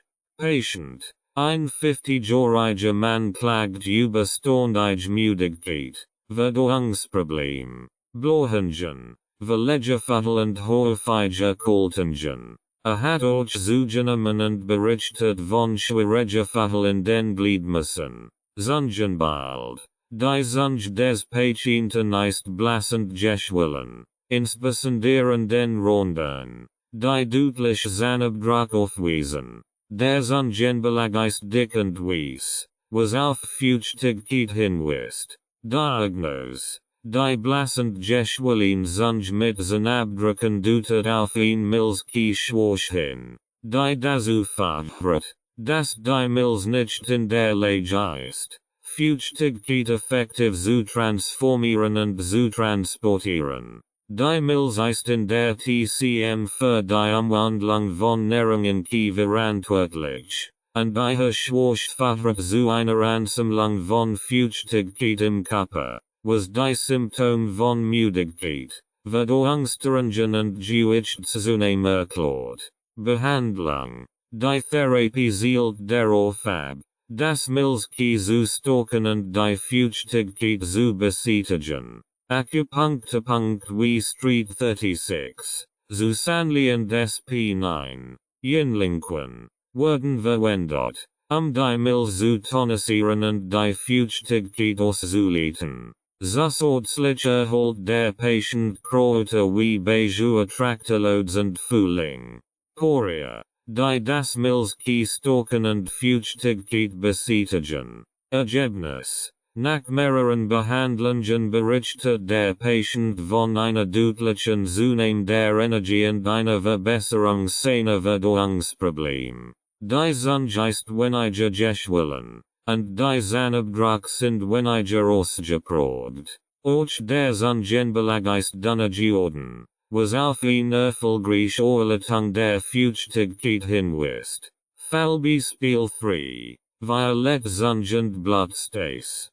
Patientin. 38-jährige Frau kommt mit chronischen Menstruationsbeschwerden. Darunter stark Schmerzen. Dunkles Blut mit Klumpen und unregelmäßig Zyklen. Sie leidet auch unter Spannungskopfschmerzen und kalten Extremitäten. Zungenbild. Die Zunge ist dunkelrot bis violet gefärbt, insbesondere in den Rändern.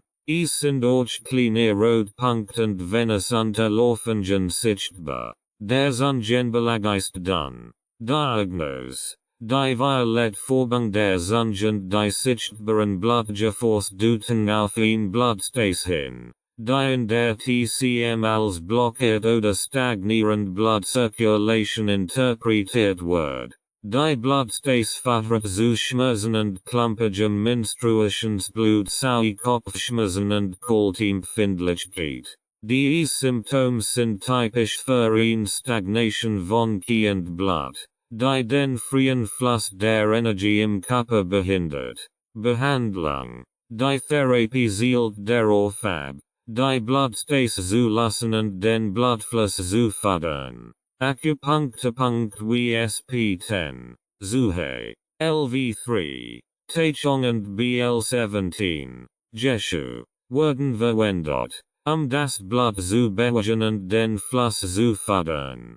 Kräuter wie Danshen, Salvia und Honghua, Carthamus, werden ebenfalls verschrieben, die Blattstais aufzulassen und die Durchblutung zu verbessern. Ergebnis. Nach mehreren Monaten der Behandlung berichtet die Patientin von einer deutlichen Reduktion der Menstruationsschmerzen und einer Verbesserung der Regelmäßigkeit ihrer Zyklen. Auch die Spannungskopfschmerzen sind seltener und weniger intensiv geworden. Die Violettfärbung der Zunge hat sich deutlich aufgehellt, was auf eine verbesserte Blutzirkulation hinweist.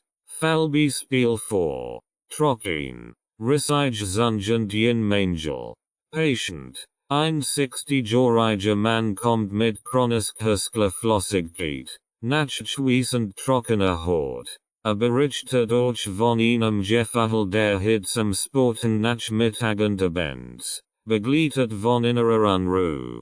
Zungenbild. Die Zunge des Patienten ist trocken. Rottend wie ist Mariaris auf, besonders in der Mitte. Der Zungenbelag ist minimal oder fällt ganz. Diagnose. Die rissige und trocken Zunge deutet auf einen Yin-Mangel hin, insbesondere auf einen nieren Yin-Mangel. Dies führt zu einem Ungleichgewicht von Hitze und Kälte im Körper, was sich in Nachschweiß, Flüssigkeit und Trockenheit äußert. In der TCM wird Yin als die Kühlend, Nourend Energie des Körpers angesehen, und ein Mangel deren verursachten Hitze und Trockenheit. Behandlung. Die Behandlung konzentriert sich auf die Stärkung des Yin und die Kühlung des Körpers. Acupuncturpunkt wie Ki3, Taxi und SP6,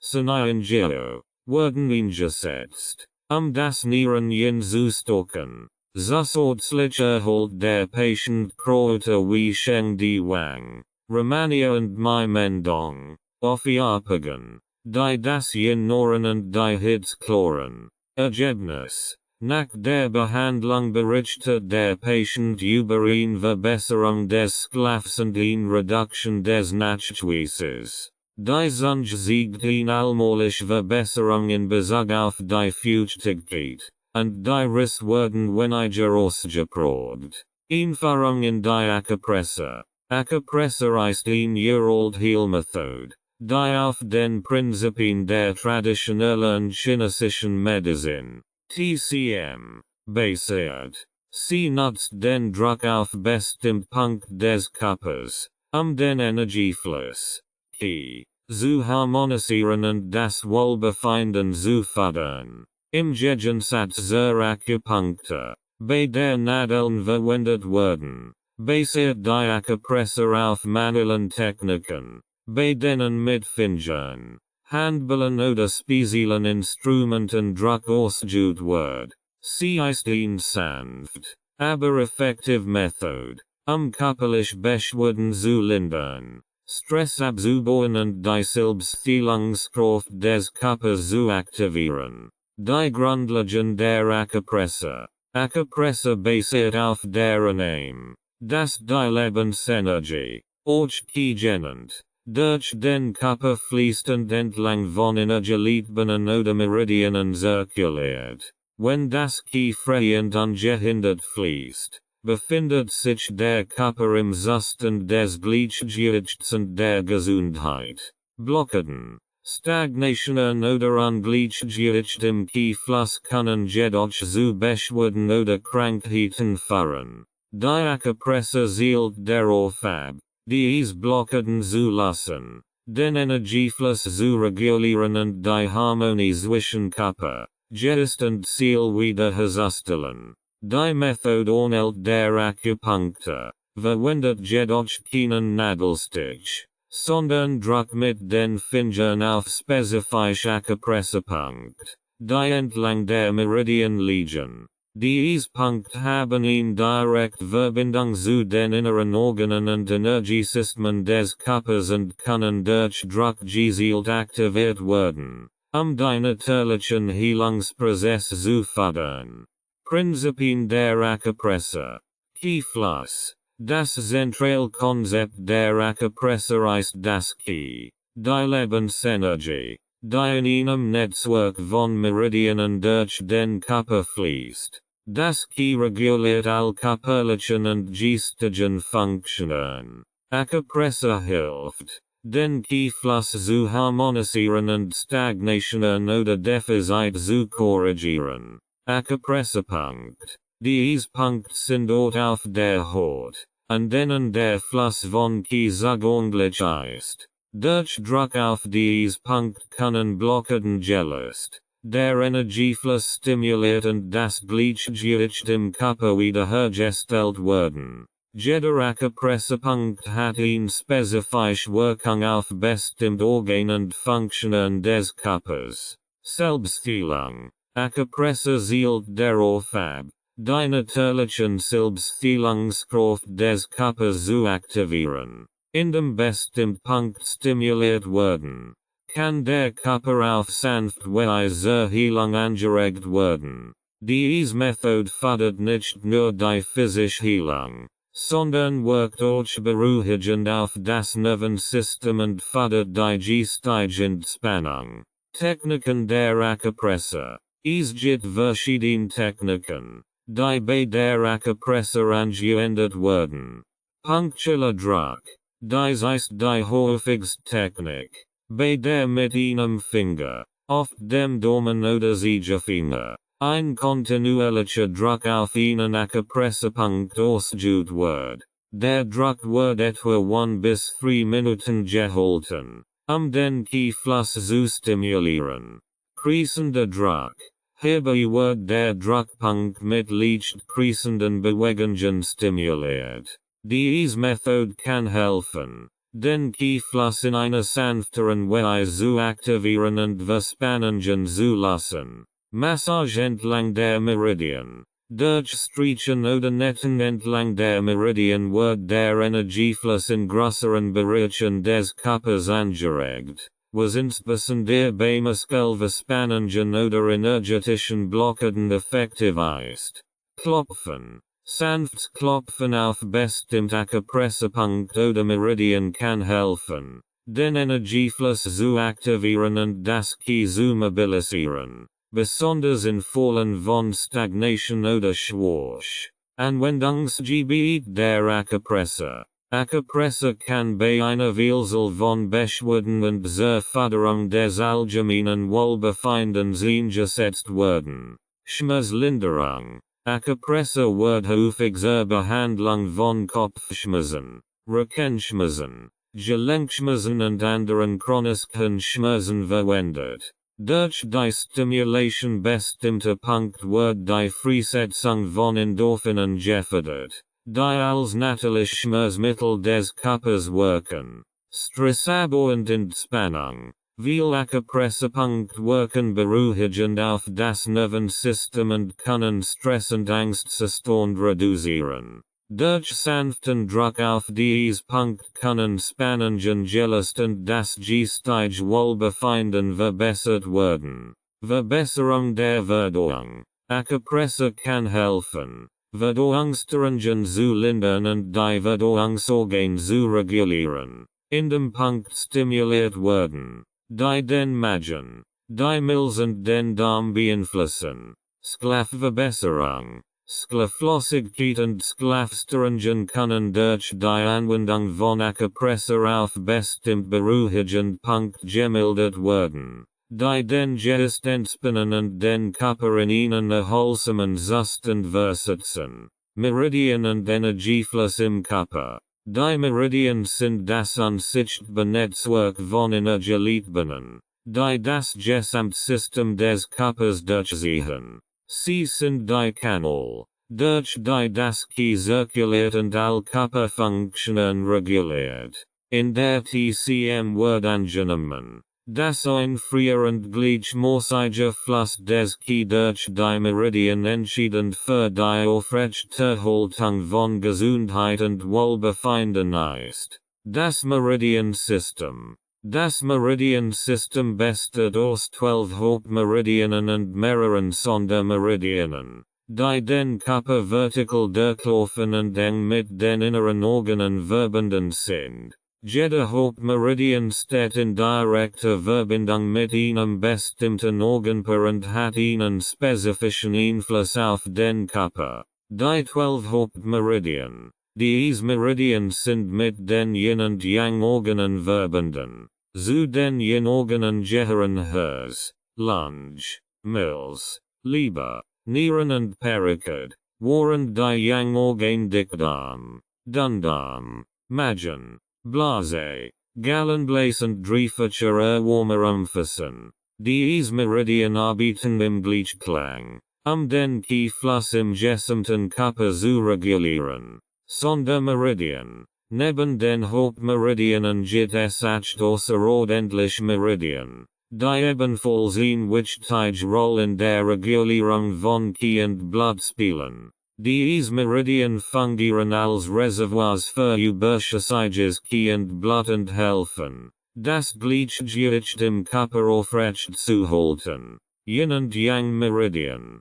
Die Meridien werden in Yin und Yang Meridien unterteilt, basierend auf ihrer energetischen Qualität und ihrer Beziehung zu den inneren Organen. Yin Meridien. Die Yin Meridien verlaufen meist in der Körpervorderseite und sind mit den Yin Organen verbunden, die ihn nährend, aufbauend und kühlend Funktion haben. Sie stehen für das Prinzip des Yin, das in der TCM für Substanz, Ruhe und Regeneration steht. Yang Meridien. Die Yang Meridien verlaufen in der Körperrückseite und den Außenseiten der Extremitäten. Sie sind mit den Yang Organen verbunden, die aktivierend, schützend und energetisierend wirken.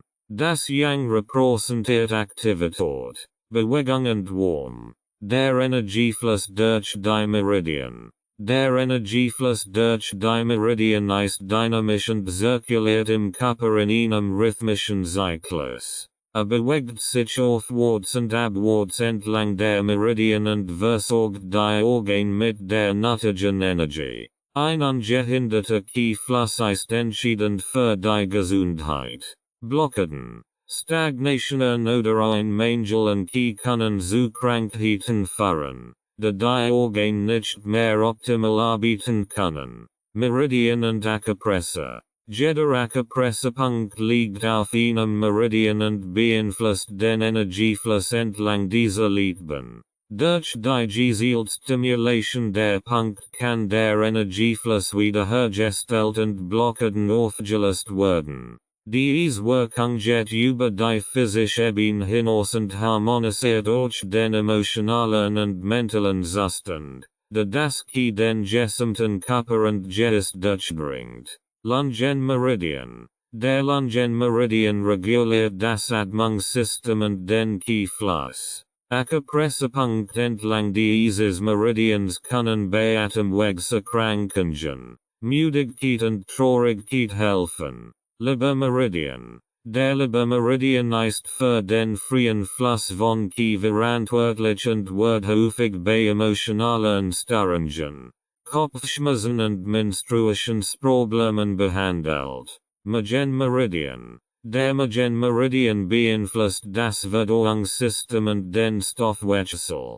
Acupressur entlang dieses Meridians kann Verdauungsstörungen, Magenschmerzen und Appetitlosigkeit lindern. Verläuft vom Gesicht abwärts über den Hals und den Bauch bis zu den Beinen, was in zu einem wichtigen Meridian für die Regulierung des Verdauungstrakts macht. Nierenmeridian. Der Nierenmeridian ist von zentraler Bedeutung in der TCM, da die Nieren als Wurzel des Yin und Yang im Körper gelten. Dieser Meridian reguliert den Wasserhaushalt, die Fortpflanzungsfunktionen und das allgemeine Energieniveau. Die Stimulation von Punkten auf diesem Meridian kann bei Erschöpfung, Rückenschmerzen, Angstzuständen und hormonellen Ungleichgewichten helfen. Herzmeridian. Der Herzmeridian steuert das Herz und den Kreislauf und ist eng mit dem emotionalen Zustand des Menschen verbunden. Acupressur auf diesen Meridian kann bei Herzklopfen, Schlaflosigkeit, Unruhe und emotionalen Störungen wie Angst und Nervosität hilfreich sein. Blockaden im Meridian-System. Blockaden im Meridian-System sind ein häufiges Thema in der Acupressur und TCM. Diese Blockaden können durch verschiedene Faktoren verursacht werden, wie z.B. Stress, Skelettstörung, Verletzungen, emotional Belastungen oder chronische Krankheiten. Wenn das Ki in einem Meridian blockiert oder gestört ist, zeigt sich dies oft durch Symptome wie Schmerzen, Spannungen, Müdigkeit oder Funktionsstörungen in den mit dem Meridian verbundenen Organen. Stagnation von Ki. Wenn Ki in einem bestimmten Meridian stagniert, kann es zu Symptomen wie Druck, Schmerzen oder einem Gefühl der Schwere in den betroffenen Körperregionen kommen.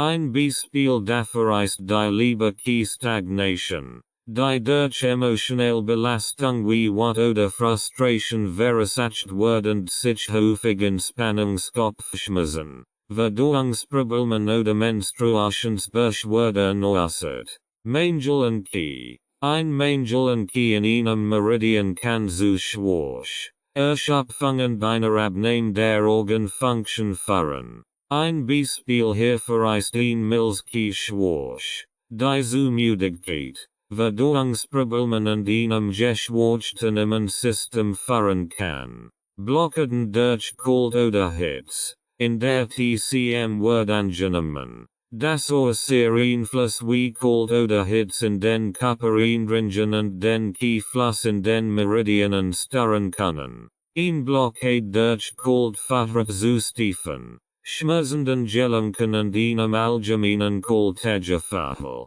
während ein Blockade durch Hitze oft zu Entzündungen, Fieber und Hitzeallergien führt.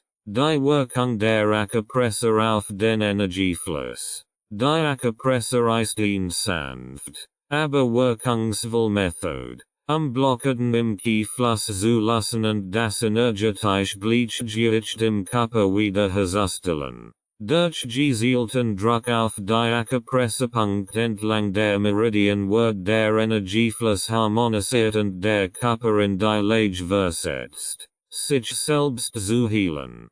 Schmerzlinderung. Akupressur kann Schmerzen lindern, indem sie Blockaden im Kiefluss auflöst und die Freisetzung von Endorphinen fördert, die als natürliche Schmerzmittel wirken. Dies ist besonders wirksam bei chronischen Schmerzen, Kopfschmerzen, Rückenschmerzen und Arthritis. Förderung der Entspannung.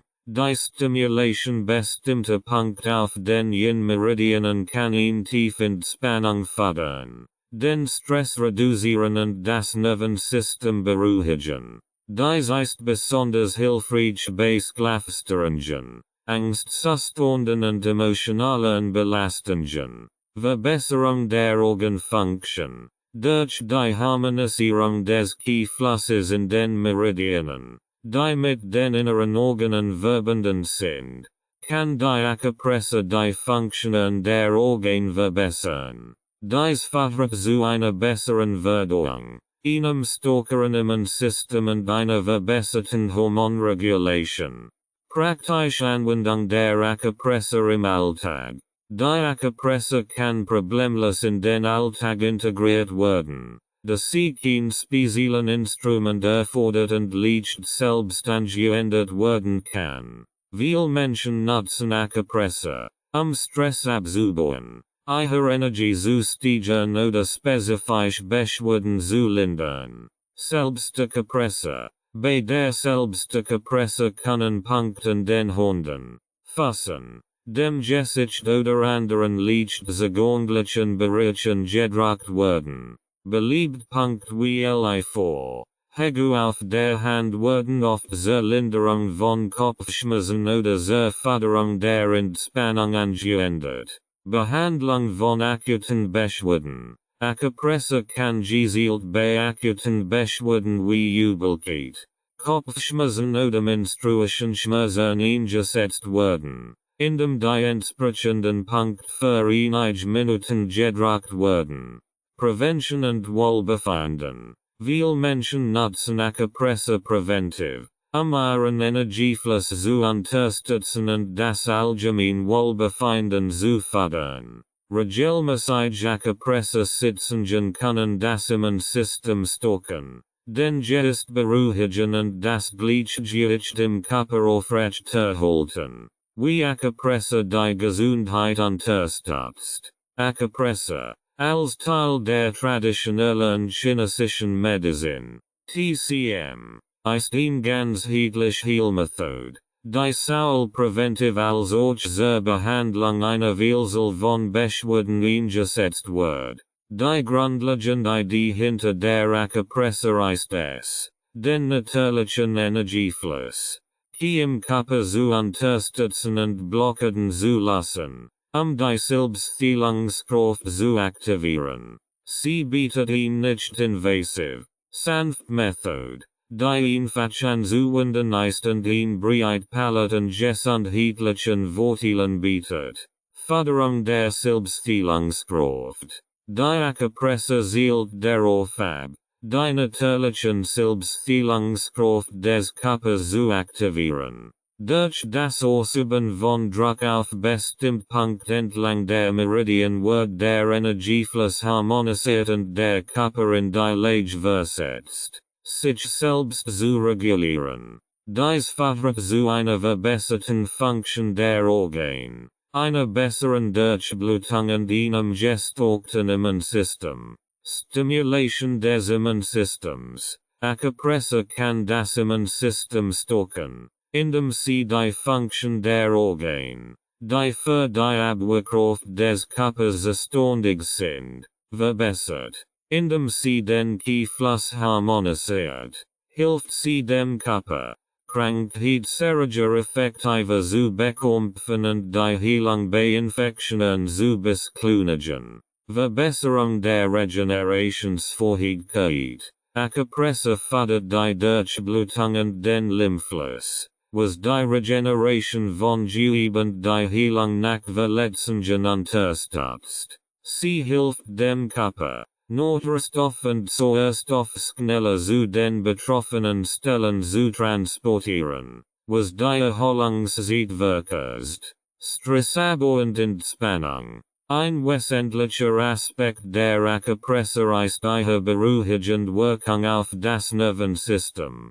Durch die Stimulation bestimmter Akupressepunkte wird der Körper in einen Zustand tiefer Entspannung versetzt. Der Stress reduziert und das allgemeine Wohlbefinden fördert. Beruhigung des Nervensystems. Akupressepunkt wie PC6, Niguin und HT7, Shenman, sind bekannt dafür, das Nervensystem zu beruhigen und emotionelle Spannungen abzubauen. Durch die Anwendung von Akupresse auf diesen Punkt kann der Parasympathikus aktiviert werden, der den Körper in einen Zustand der Ruhe und Erholung versetzt. Reduction von Cortisol. Akupresse kann helfen, die Produktion von Stresshormonen wie Cortisol zu reduzieren.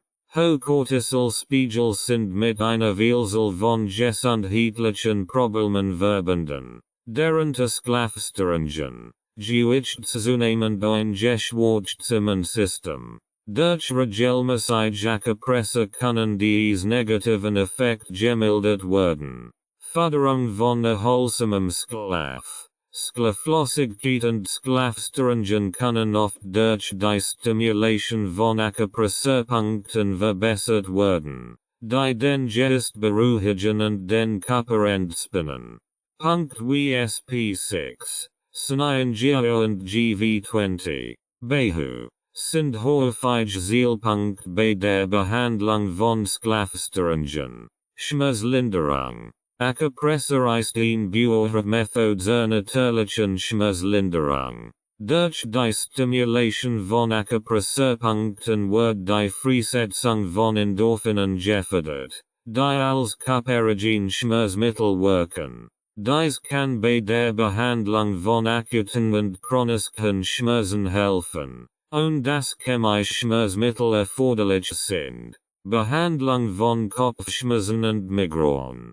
Punkt wie LA4, Hegu und GB20, Fengshi, sind wirksam bei der Linderung von Spannungskopfschmerzen und Migräne. Diese Punkt fördern die Durchblutung und lassen Muskelverspannungen im Nacken und Kopfbereich. Rückenschmerzen und Gelenkbeschwerden. Akupressepunkt entlang der Meridian, die Wirbelsäule und Gelenk betreffen, können helfen, Schmerzen zu lindern, die durch Muskelverspannungen, Arthritis oder Bandscheibenproblem verursacht werden. Punkt wie BL40, Wieshong und KI3, Taxi, sind besonders effektiv bei der Behandlung von Rückenschmerzen, Menstruationsschmerzen. Akupresse kann auch bei Menstruationsbeschwerden helfen. Durch das Drucken von Punkten wie SP6, Synergie und LV3, Taichung, können Krampf gelindert und der Energiefluss im Beckenbereich verbessert werden. Verbesserung der Verdauung. Akupresse kann auch das Verdauungssystem positiv beeinflussen, indem sie den Energiefluss in den Organen des Verdauungstrakts reguliert. Dies kann Verdauungsstörungen lindern und die allgemeine Funktion des Magen-Darm-Systems verbessern. Linderung von Verdauungsproblemen.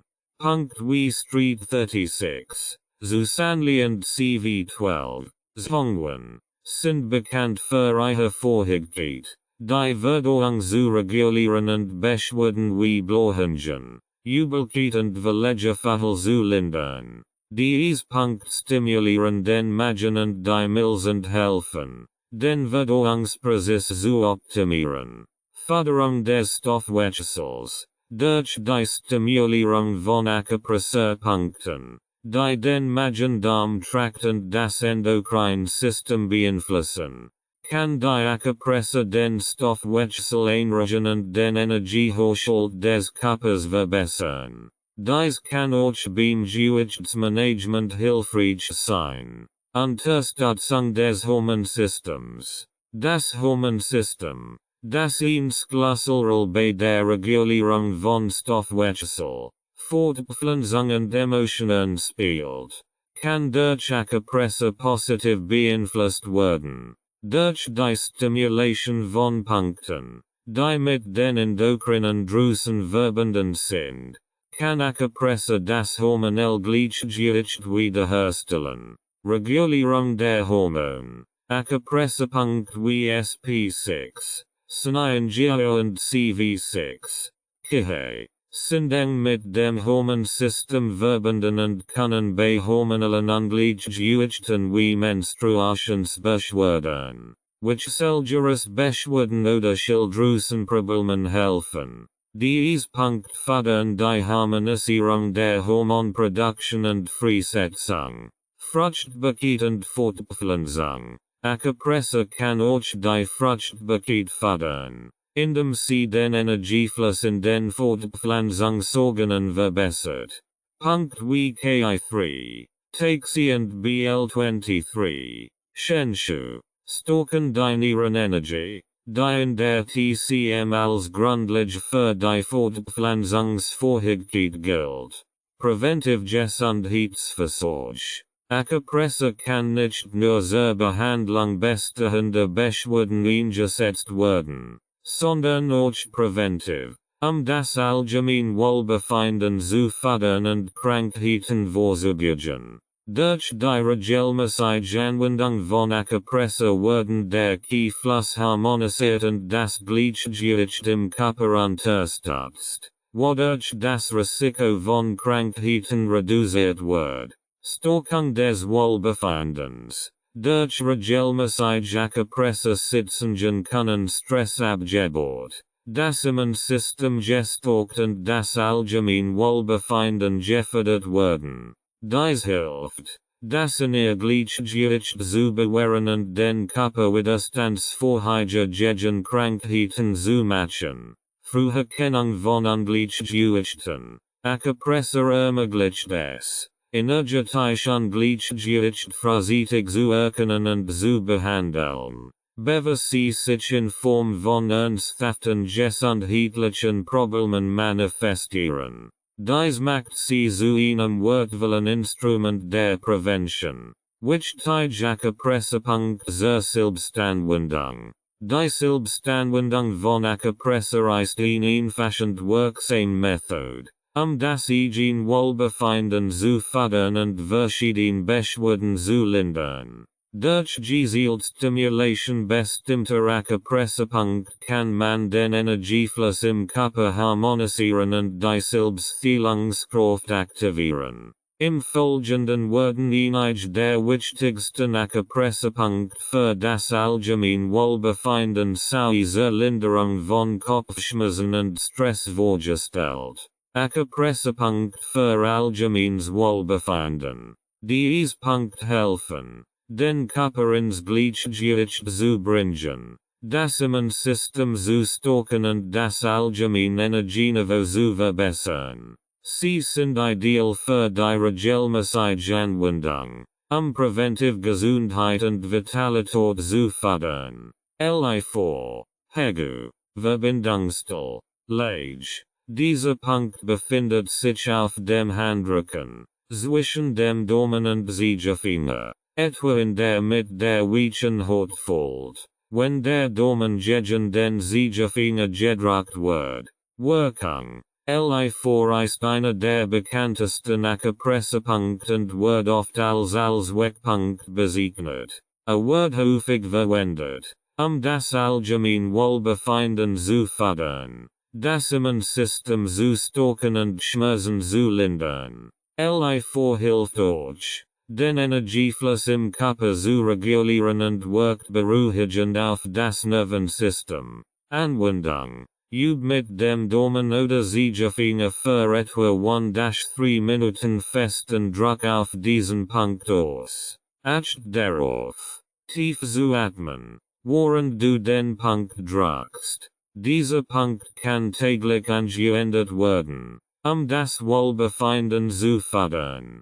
Street 36. Susanli. Dreifacher Meilenpunkt. Lage. Street 36 befindet sich an der Außenseite des Unterschenkels. Etwa 4 Fingerbreit unterhalb der Nische und einen Fingerbreit südlich von der Schienbeinkant entfernt. Wirkung. Street 36 ist ein kraftvoller Punkt zur Stärkung des Immunsystems, zur Förderung der Verdauung und zur Verbesserung der Energie im Körper. Dieser Punkt wird in der TCM traditionell zur Kräftigung des Ki und zur Linderung von Müdigkeit und Schwäche verwendet. Kann euch helfen, das Verdauungssystem zu harmonisieren und die allgemeine Vitalität zu verbessern. Anwendung. Drück mit dem Daumen oder Zeigefinger für etwa 1-3 Minuten fest auf diesen Punkt. Du kannst diesen Punkt täglich anwenden, die allgemeine Gesundheit zu unterstützen. SP6. Scenario. Dreifacher Jinkreuzungspunkt. Lage. SP6 befindet sich etwa 3 Fingerbreit oberhalb des inneren Knöchels. Direkt hinter der Schienbeinkant. Wirkung. SP6 ist ein sehr wichtiger Punkt, der die 3 Meridian von Leber, Niere und Milz verbindet. Wird häufig verwendet, das Yin zu nähren, die Verdauung zu verbessern, den Menstruationszyklus zu regulieren und Stress zu reduzieren. Dieser Punkt ist auch dafür bekannt, die Entspannung zu fördern und den Schlaf zu verbessern. Anwendung. Drück sanft, aber fest mit dem Daumen auf diesen Punkt und holt den Druck für 2-3 Minuten. Dieser Punkt kann bei allgemeinen Gesundheitsproblemen wie Verdauungsstörungen, Menstruationsbeschwerden und Schlaflosigkeit angewendet werden. CV6. Kihe. Mehr des Ki. Lage. CV6 liegt etwa 2 Fingerbreit unterhalb des Nabels, auf der Mittellinie des Bauches. Wirkung. Dieser Punkt ist dafür bekannt, das Ki im Körper zu stärken und zu regulieren.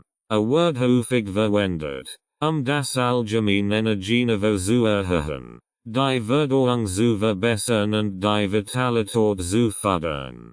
CV6 unterstützt auch die Stärkung des Immunsystems und ist besonders nützlich bei Müdigkeit oder Schwäche. Anwendung. Massiere diesen Punkt sanft im Massagers für 1-2 Minuten oder üb sanften Druck aus. Dieser Punkt kann täglich angewendet werden, das allgemeine Wohlbefinden zu fördern. Akupressurpunkt zur Linderung von Kopfschmerzen und Stress. Diese Akupressurpunkte sind besonders wirksam, Spannungen im Körper zu lassen und Kopfschmerzen sowie Stress zu lindern. Sie beruhigen das Nervensystem und helfen dabei, den Geist zu entspannen. Li4. Hegu. Verbindungsstelle. Lage. Dieser Punkt wird bereits erwähnt und liegt zwischen Daumen und Zeigefinger auf dem Handrücken. Wirkung. Li4 ist nicht nur für das allgemeine Wohlbefinden gut, sondern auch hervorragend zur Linderung von Kopfschmerzen und Stress geeignet.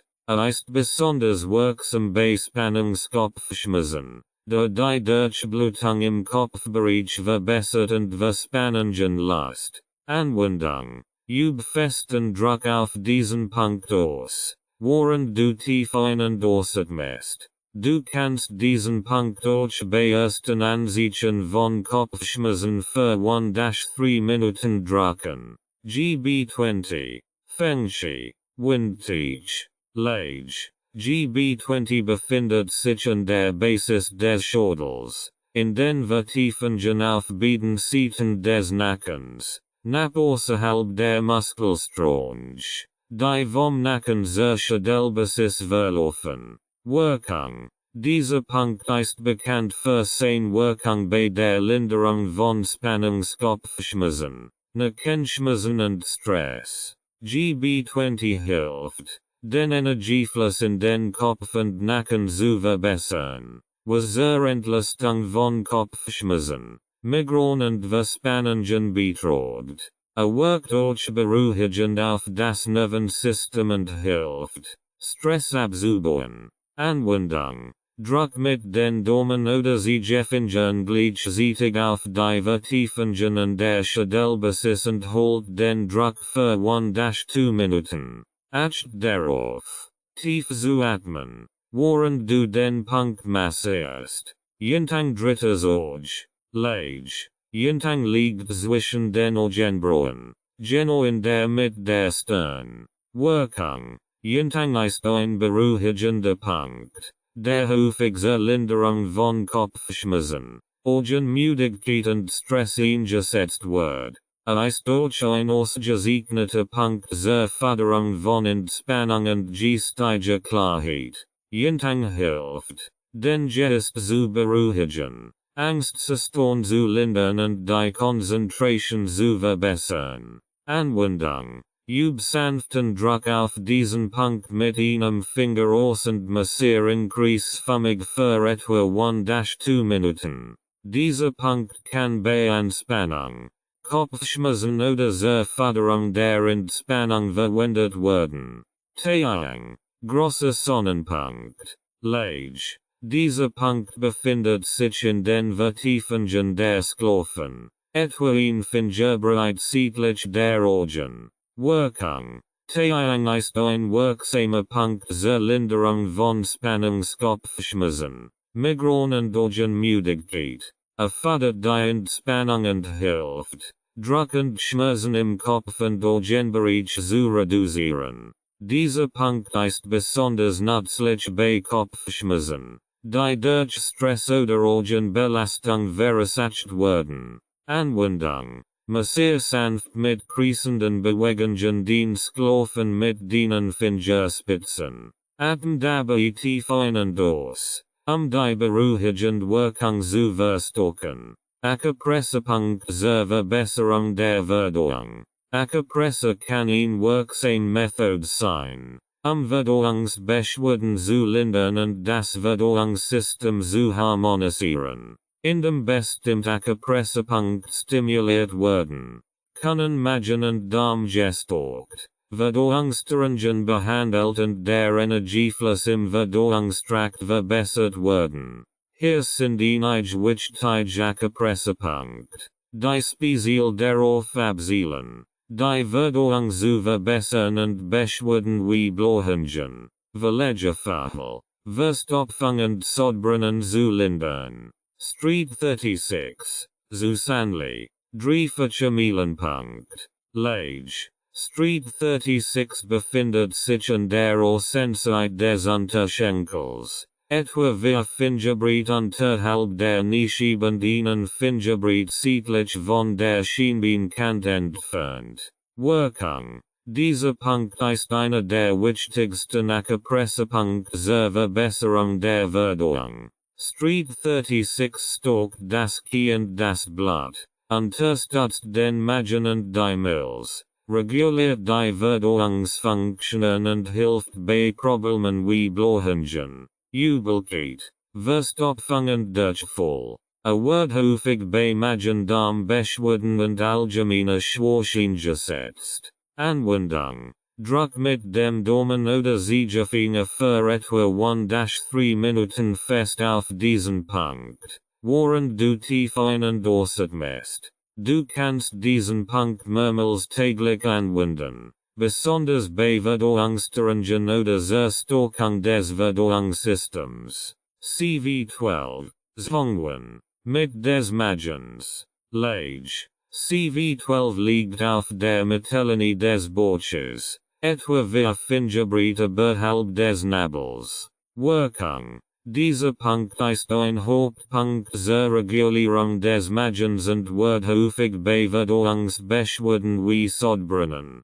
Verlegeverhal, Übelkeit und Magenschmerzen eingesetzt. CV 12 harmonisiert den Magen und die Milz, fördert die Verdauung und hilft, den Kiefluss im Magen-Darm-Trakt zu regulieren. Wird oft bei Beschwerden eingesetzt, die mit der Funktion des Magens und des Überbauches zusammenhängen. Anwendung: Massier oder Druck sanft für 1-2 Minuten auf diesen Punkt. Du kannst diese Technik bei Beschwerden wie Magenschmerzen oder Verlegeverhal anwenden, die Verdauung zu erleichtern und Beschwerden zu lindern. SP6. Szenariengeo. Dreifacher Jinkruisungspunkt. Lage. SP6 liegt etwa 3 Fingerbreit oberhalb des inneren Knöchels, direkt hinter der Schienbeinkant. Wirkung. SP6 ist ein wichtiger Punkt zur Stärkung der Milz und der Verdauungsorgane. Hilft, die Verdauungsprozesse zu regulieren und ist besonders wirksam bei Blähungen, Durchfall, Verlegeverhal und anderen Verdauungsstörungen. Zusätzlich fördert dieser Punkt die Entspannung und hilft dabei, den Energiefluss im gesamten Körper zu harmonisieren. Anwendung: Druck mit dem Daumen sanft, aber fest auf diesen Punkt und holt den Druck für 2-3 Minuten. Massier SP6 bei Verdauungsproblemen oder zur Unterstützung des Verdauungssystems.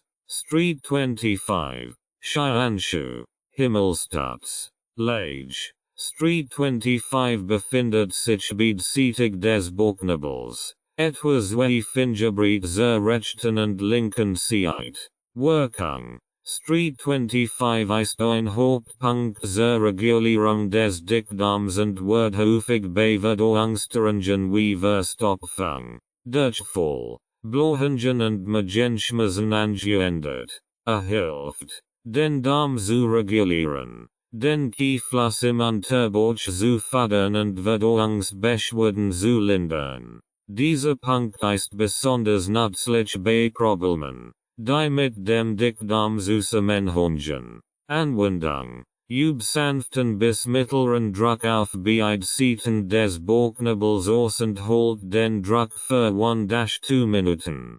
Dieser Punkt kann mehrmals täglich angewendet werden, den Darm zu regulieren und Beschwerden wie Verstopfung oder Durchfall zu lindern. CV6.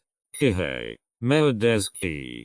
Lage. CV6 liegt etwa 2 Fingerbreit unterhalb des Nabels auf der Mittellinie des Bauches. Wirkung: CV6 stärkt das Ki im Unterbauch und hilft bei Verdauungsstörungen, insbesondere bei Verstopfung und Schwäche des Verdauungssystems. Dieser Punkt wird auch verwendet, Blähungen zu reduzieren, die Darmfunktion zu fördern und das allgemeine Wohlbefinden im Magen-Darm-Trakt zu verbessern.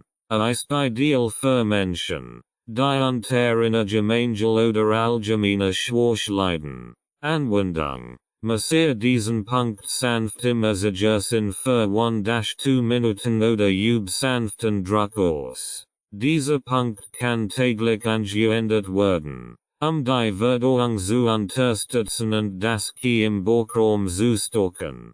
PC6. Niguin. Inneres Tor. Lage. PC6 befindet sich auf der Innenseite des Unterarms, etwa 3 Fingerbreit oberhalb der Handgelenksfalte, zwischen den Zähnen. Wirkung: PC6 ist bekannt dafür, Übelkeit, Erbrechen und Reizkrankheit zu lindern. Wirkt beruhigend auf den Magen und hilft, den Energiefluss im Magen-Darm-Trakt zu harmonisieren. Dieser Punkt ist besonders nützlich bei Übelkeit und Erbrechen, die durch Verdauungsstörungen oder Reizkrankheit verursacht werden. Anwendung: Druck sanft auf diesen Punkt und holt den Druck für 1-2 Minuten. Dieser Punkt kann bei akuter Übelkeit oder zur Vorbeugung von Reissekrankheit angewendet werden. Acupressurpunkt für mehr Energie und Vitalität. Acupressur ist eine großartige Möglichkeit, das Energieniveau zu steigern und das allgemeine Gefühl von Vitalität und Lebenskraft zu fördern. Diese Punkt helfen, das Key, Lebensenergie, zu stocken und Stagnationen zu lassen, die zu Erschöpfung und Müdigkeit führen können. Die regelmäßige Stimulation dieser Punkt kann dazu beitragen, die Energie zu steigern und das allgemeine Wohlbefinden zu verbessern. Street 36, Susanli, Drei-Verchemilenpunkt, Lage. Street 36 befindet sich etwa 4 unterhalb der Nische und 1 südlich von der Schienbeinkant entfernt. Wirkung. Dieser Punkt wird oft zur Stärkung des Ki und zur Verbesserung der allgemeinen Vitalität verwendet. Wirkt belebend, stärkt das Immunsystem und fördert die Verdauung, was insgesamt das Energieniveau hat. Street 36 ist besonders wirksam bei Müdigkeit, Schwach und einem allgemeinen Gefühl der Energielosigkeit. Anwendung. Üb festen Druck auf diesen Punkt aus und halt ihn für 1-3 Minuten. Du kannst ihn täglich oder bei Bedarf stimulieren, den Energieniveau zu erhöhen. CV6. Kihe. Mehr des Ki. Lage. CV6 liegt etwa 2 unterhalb des Nabels auf der Mittellinie des Bauches. Wirkung. Dieser Punkt stärkt das Ki und hilft, das allgemeine Energieniveau zu steigern. CV6 wird häufig bei Müdigkeit und Erschöpfung verwendet, da das Ki im Unterbauch konzentriert und die Lebensenergie aktiviert. Anwendung. Druck sanft auf diesen Punkt und halt ihn für etwa 2-3 Minuten. Massieren im Sinn, den Vitalität zu steigern. KI3. Taxi. Großer Bach. Lage. KI3 befindet sich auf der Innenseite des Fußes, in der Vertiefung zwischen dem inneren Knöchel und der Achillessehne. Wirkung. KI3 stärkt die Nieren, die in der TCM als die Wurzel der Lebensenergie, Jing, betrachtet werden. Durch die Stimulation dieses Punkts kannst du die Nierenenergie stärken und so Müdigkeit, Erschöpfung und Energiemangel lindern. Anwendung. Druck fest auf diesen Punkt und halt den Druck für 1-2 Minuten. Wiederhol dies auf beiden Füßen, den Energie zu verbessern. SP6. Sanayangeo. Drei-Verchemilenpunkt. Lage. SP6 befindet sich etwa 3 Fingerbreit oberhalb des inneren Knöchels, direkt hinter der Schienbeinkant. Wirkung. Dieser Punkt fördert die Stärkung der 3 Organe, Leber, Niere und Milz und hilft dabei, das Yin und das Ki im Körper zu nähren. Ist besonders wirksam bei der Steigerung von Energie und Vitalität, insbesondere bei Menschen, die unter Erschöpfung und Müdigkeit leiden. Anwendung. Üb sanften Druck auf diesen Punkt aus und halt ihn für 1-2 Minuten, während du tief atmest. Du kannst diesen Punkt regelmäßig anwenden, den Energieniveau zu steigern. Spezifisch Acupressurpunkt zur Stärkung der Organe, die in der Zungendiagnostik auffällig sind. In der Zungendiagnostik werden bestimmt Organe durch Veränderungen in den Zungenzähnen sichtbar, die auf Ungleichgewicht oder Schwächen hinweisen. Die folgende Auswahl an Acupressurpunkten zielt darauf ab, die Organe zu stärken, die in der Zungendiagnostik oft als problematisch erkannt werden. Leber. LV3. Taichung. Größter Ansturm.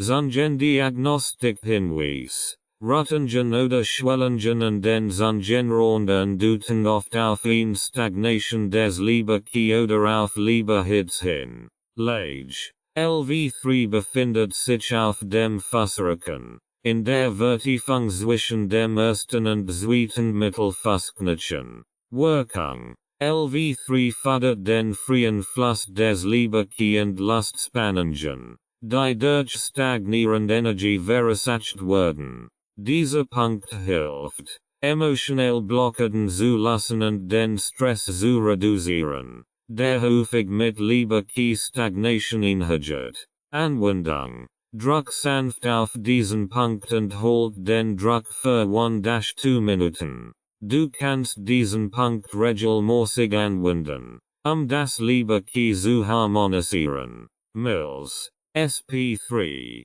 TB. Hutchstewieser. Zungendiagnostik Hinweis. Geschwollen oder blass Zunge. Oft mit Abdrücken. Deutet auf Schwach der Milz hin. Die zu Verdauungsproblemen und Feuchtigkeitsansammlungen fördert. Lage. SP3 befindet sich auf der Innenseite des Fußes, hinter dem Ballen des großen Zehs. Wirkung. SP3 stärkt das Milzkey, hilft bei der Verdauung und der Umwandlung von Nahrung in Energie. Ist besonders wirksam bei Müdigkeit, Verlegefuddel und Blähungen, die mit einer schwachen Milz zusammenhängen. Anwendung. Druck fest auf diesen Punkt und holt den Druck für 1-2 Minuten. Dieser Punkt kann regelmäßig angewendet werden, die Milz und den Verdauungsprozess zu stärken. Nieren. KI3. Taxi. Großer Bach.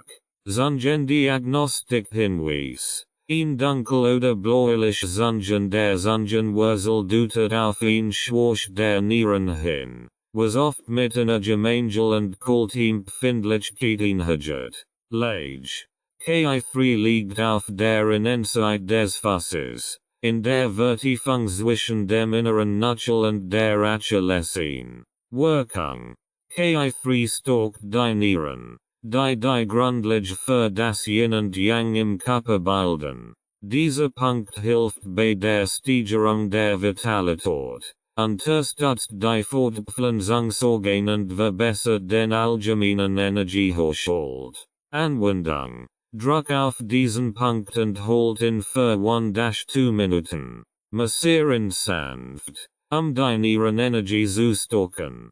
Hers. HT7. Schenman. Tor des Geistes. Zungendiagnostik Hinweis. Rot oder entzündet Zungenspitze ist auf Hits oder emotionelle Überlastung hin. Lage. HT7 befindet sich auf der Innenseite des Handgelenks, in der Vertiefung am Ende der Handgelenksfold, direkt unter dem kleinen Finger. Wirkung. HT7 beruhigt das Herz, klärt Hitze und hilft bei emotionaler Unruhe, Schlaflosigkeit und Herzklopfen. Dieser Punkt wird oft verwendet, das Herz zu harmonisieren und den Geist zu beruhigen. Anwendung. Üb sanften Druck auf diesen Punkt aus und holt ihn für 1-2 Minuten. Dies hilft, das Herz zu beruhigen und emotionell Spannungen zu lassen.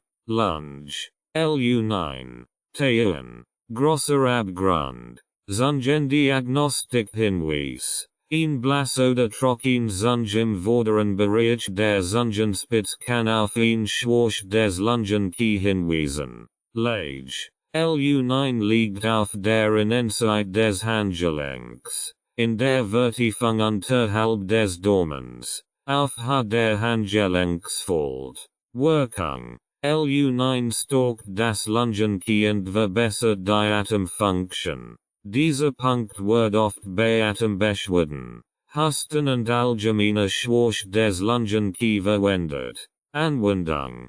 Druck sanft auf diesen Punkt und holt ihn für 1-2 Minuten. Massieren, die Lungenfunktion zu stärken und das Immunsystem zu unterstützen. Aka Pressepunkt Zerva Besserung bei Geschwollen derem Mitwind. Blorhungen und Eingeschwollene Darm durch Übermassage Gasbildung im Verdauungstrakt können unangenehm und belastend sein. Aka Presse kann helfen, den Kiefluss im Bauchbereich zu regulieren, Blorhungen zu lindern und den Darm zu entlasten. Street 25, Shianshu, Himmelstadt. Lage. Street 25 liegt beidseitig des Bauchnabels. Etwa zwei Fingerbreit zur rechten und linken Seite. Wirkung. Dieser Punkt reguliert den Dickdarm und fördert den Kiefluss im Unterbauch. A wird häufig bei Verdauungsstörungen wie Blorhungen, Verstopfung oder Durchfall angewendet. Street 25 hilft, die Gasbildung im Darm zu reduzieren und das Gefühl von Schwellungen und Druck zu lindern. Anwendung. Druck sanft auf beide Punkt links und rechts des Bauchnabels und holt den Druck für 1-2 Minuten. Du kannst diesen Punkt regelmäßig anwenden, besonders nach Mahlzeiten, Blorhungen zu lindern. CV6. Kihe. Mehr des Ki. Lage. CV6 befindet sich auf der Mittellinie des Bauches, etwa zwei Fingerbreit unterhalb des Nabels. Wirkung. CV6 stärkt das Ki im Unterbauch und hilft, stagnierendes Ki zu beruhigen, das oft für Blorhungen und Schwellungen im Darm verantwortlich ist. Dieser Punkt ist nützlich bei Blorhungen und einem geschwollenen Gefühl im Bauch. Anwendung. Massiere diesen Punkt sanft im Massagersinn für 1-2 Minuten oder üb sanften Druck aus. Dies hilft, den Verdauungsprozess zu unterstützen und Blorhungen zu reduzieren. Street 36, Susanli, Dreifacher Meilenpunkt. Lage. Street 36 liegt an der Außenseite des Unterschenkels, etwa 4 Fingerbreit unterhalb der Nischib und einen Fingerbreit südlich von der Schienbeinkant entfernt. Wirkung. Dieser Punkt stärkt das Verdauungssystem und hilft, Blorhungen und Schwellungen im Bauchbereich zu lindern.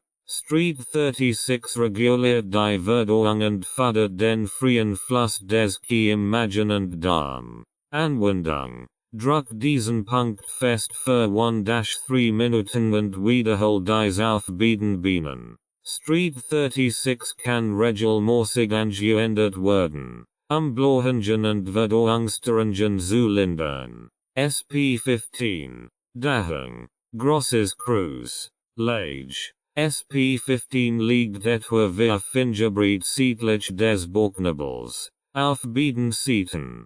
Wirkung. SP15 reguliert den Dickdarm und hilft, Blorhungen und Verstopfungen zu lindern. Fördert den Kiefluss im Unterbauch und hilft, Überschussige Gase zu vertreiben. Anwendung. Druck sanft auf diesen Punkt und holt ihn für 1-2 Minuten. Die Stimulation kann regelmäßig angewendet werden, Blorhungen und Verlegegefühl zu lindern.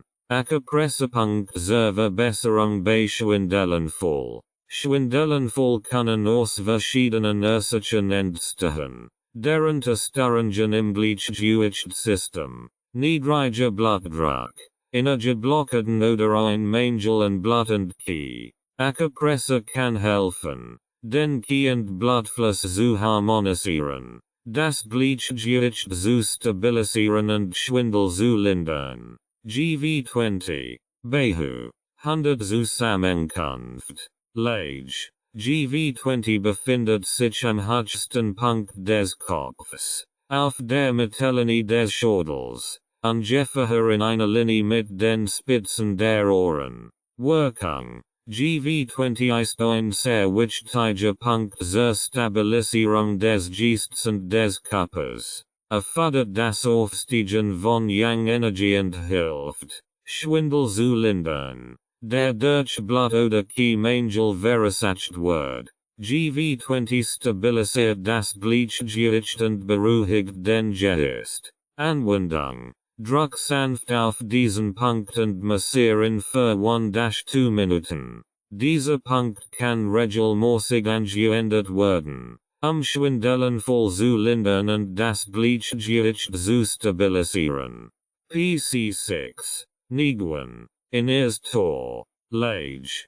PC6 liegt auf der Innenseite des Unterarms, etwa 3 Fingerbreit oberhalb der Handgelenksfalte, zwischen den Zähnen. Wirkung. PC6 beruhigt den Geist und reguliert den Kieferfluss. Ist besonders wirksam bei Schwindelanfällen, die mit Übelkeit oder Erkrankheit hergehen. PC6 fördert die Beruhigung des Geistes und das Gleichgewicht der inneren Energien. Anwendung. Druck mit sanftem Druck für 1-2 Minuten auf diesen Punkt. Massieren regelmäßig, Schwindel und Übelkeit zu reduzieren. KI1. Jonquen. Sprudelnde Quell. Lage. KI1 befindet sich auf der Fusshöhle, im vorderen Drittel des Fusses, in der Vertiefung zwischen der zweiten und dritten Zeh, direkt unter dem Fußballen. Wirkung. KI1 hilft, das Yang zu erden und das Gleichgewicht des Körpers zu stabilisieren. Dieser Punkt zieht die Energie nach unten und kann Schwindel lindern, der durch aufsteigende Hitze oder Kie verursacht wird. KI1 fördert das Gefühl von Stabilität und Ruhe im Körper. Anwendung. Druck sanft mit dem Daumen oder einem Finger auf diesen Punkt und hold ihn für 1-2 Minuten. Massier diesen Punkt bei Schwindelanfällen oder zur Beruhigung des Geistes. GB20. Fengshi. Windteach. Lage. GB20 befindet sich an der Basis des Schädels, in den Vertiefungen auf beiden Seiten des Nackens, knapp außerhalb der Muskelstrange, die vom Nacken zur Schädelbasis verlaufen. Wirkung. GB20 hilft, den Energiefluss im Kopfbereich zu regulieren, und ist besonders nützlich bei Schwindel, Kopfschmerzen und Nackenspannungen. Dieser Punkt fördert das Freefließen des Qi im Kopf und verbessert das Gleichgewichtssystem. Anwendung. Druck gleichzeitig auf beide Punkten der Schädelbasis und holt den Druck für 1-2 Minuten. Dieser Punkt kann regelmäßig zur Linderung von Schwindel angewendet werden. SP6. Sanayangeo. Dreifacher Jungkruzungspunkt. Lage. SP6 liegt etwa 3 Fingerbreit oberhalb des inneren Nutschels, direkt hinter der Schienbeinkant. Wirkung. SP6 fördert den harmonischen Fluss von Blut und Qi und hilft, Schwindel zu lindern, der durch einen Mangel an Blut oder Qi verursacht wird. Stabilisiert die Energie im Körper und fördert die Entspannung. Anwendung. Druck sanft auf diesen Punkt und hold ihn für 1-2 Minuten. Massier SP6 bei Schwindelanfällen oder als vorbeugend Maßnahme zur Verbesserung des allgemeinen Wohlbefindens. Akupressurpunkt bei geschwollenen Arm und brennend Finger. Akupressurpunkt bei geschwollenem Arm und brennenden Fingern. Schwellungen im Arm und brennend Finger können durch ein Wechsel von Ursachen entstehen, darunter Entzündungen, Flüssigkeitsansammlungen, Nervenirritationen oder Probleme mit der Durchblutung. Akupressur kann helfen, die Symptome zu lindern, indem sie den Energiefluss reguliert, die Durchblutung fördert und Spannungen in den betroffenen Bereichen reduziert. Die folgenden Akupressurpunkte können gezielt bei diesen Beschwerden eingesetzt werden. Li4. Hegu. Verbindungsstelle. Lage. Li4 befindet sich auf dem Handrücken, zwischen dem Daumen und Zeigefinger, in der mit der weichen Hautfalte, wenn der Dormen gegen den Siegerfinger gedruckt wird. Wirkung. Li4 ist ein kraftvoller Punkt, der hilft, Schwellungen zu reduzieren, Schmerzen zu lindern und die Durchblutung zu fördern. Dieser Punkt ist besonders wirksam bei Schwellungen und Beschwerden in den Armen und Händen. Darüber hinaus hilft Li4, das Knie zu bewegen und Spannungen in den Extremitäten zu lassen. Anwendung. Druck fest auf diesen Punkt und holt den Druck für 1-2 Minuten. Dies kann mehrmals täglich wiederholt werden, Schwellungen und brennend Empfindungen in den Fingern zu lindern. Li11. Quashi. Teach der Krümmung. Lage. Li11 befindet sich am Ende der Ellbogenfold. Wenn der Arm angewinkelt ist, liegt auf der Ohrseite des Ellenbogens, in der Vertiefung des äußeren Ellenbogens. Wirkung. Li11 ist ein wichtiger Punkt zur Reduzierung von Entzündungen und zur Förderung des Blut- und Energieflusses in den Armen. Wird oft bei Schwellungen und Schmerzen in den Armen und Händen angewendet, insbesondere bei brennenden oder stechenden Empfindungen in den Fingern. Anwendung. Druck mit dem Daumen oder Zeigefinger fest auf diesen Punkt und holt ihn für 1-2 Minuten. Dieser Punkt kann bei Schwellungen, Schmerzen und brennenden Gefallen in den Armen und Fingern verwendet werden. T5. Weguen. Orsers Tor. Lage. T5 liegt auf der Ohrseite des Unterarms. Etwa 3 Fingerbreite oberhalb der Handgelenksfold, zwischen den beiden Notchen des Unterarms. Wirkung. T5 fördert die Entlastung bei Schwellungen und Schmerzen im Arm, indem den Knie- und Blutfluss verbessert. Dieser Punkt wird häufig bei Problemen mit der Beweglichkeit und bei brennenden oder taube Empfindungen in den Fingern eingesetzt. Anwendung. Druck sanft, aber fest auf diesen Punkt und holt den Druck für 1-2 Minuten. Dies kann helfen, die Schwellungen und das Brennen in den Fingern zu lindern. PC6. Niguen. Inneres Tor. Lage. PC6 befindet sich auf der Innenseite des Unterarms, etwa 3 Fingerbreite oberhalb der Handgelenksfold, zwischen den Zähnen. Wirkung. Dieser Punkt hilft, die Energie in den Armen und Händen zu regulieren und die Durchblutung zu verbessern. PC6 kann auch Spannungen in den Nerven reduzieren, was hilfreich ist bei brennenden Empfindungen in den Fingern und bei Schwellungen im Arm. Beruhigt das Nervensystem und fördert den Kniefluss in den oberen Gliedmaßen. Anwendung. Druck sanft auf diesen Punkt und holt ihn für 1-2 Minuten. Du kannst diesen Punkt regelmäßig anwenden, die Symptome zu lindern. Li10. Schausanli. 3 Meilen. Lage. Li10 liegt etwa 2 Fingerbreite unterhalb von Li11, an der Ohrseite des Unterarms, in der Nähe des Radialknochens. Wirkung. Dieser Punkt wird oft verwendet, Schmerzen und Schwellungen im Arm zu lindern. Li10 fördert die Bewegung von Knie und Blut im Arm und hilft, das Gefühl von Stiefheit oder Schwellung zu reduzieren. Ist besonders wirksam bei brennenden Empfindungen in den Fingern, die durch Nervenprobleme verursacht werden. Anwendung. Druck mit dem Daumen oder Zeigefinger fest auf diesen Punkt und holt den Druck für 1-2 Minuten. Massiere diesen Punkt regelmäßig, Schwellungen und Beschwerden zu lindern. Lu5. Cheise.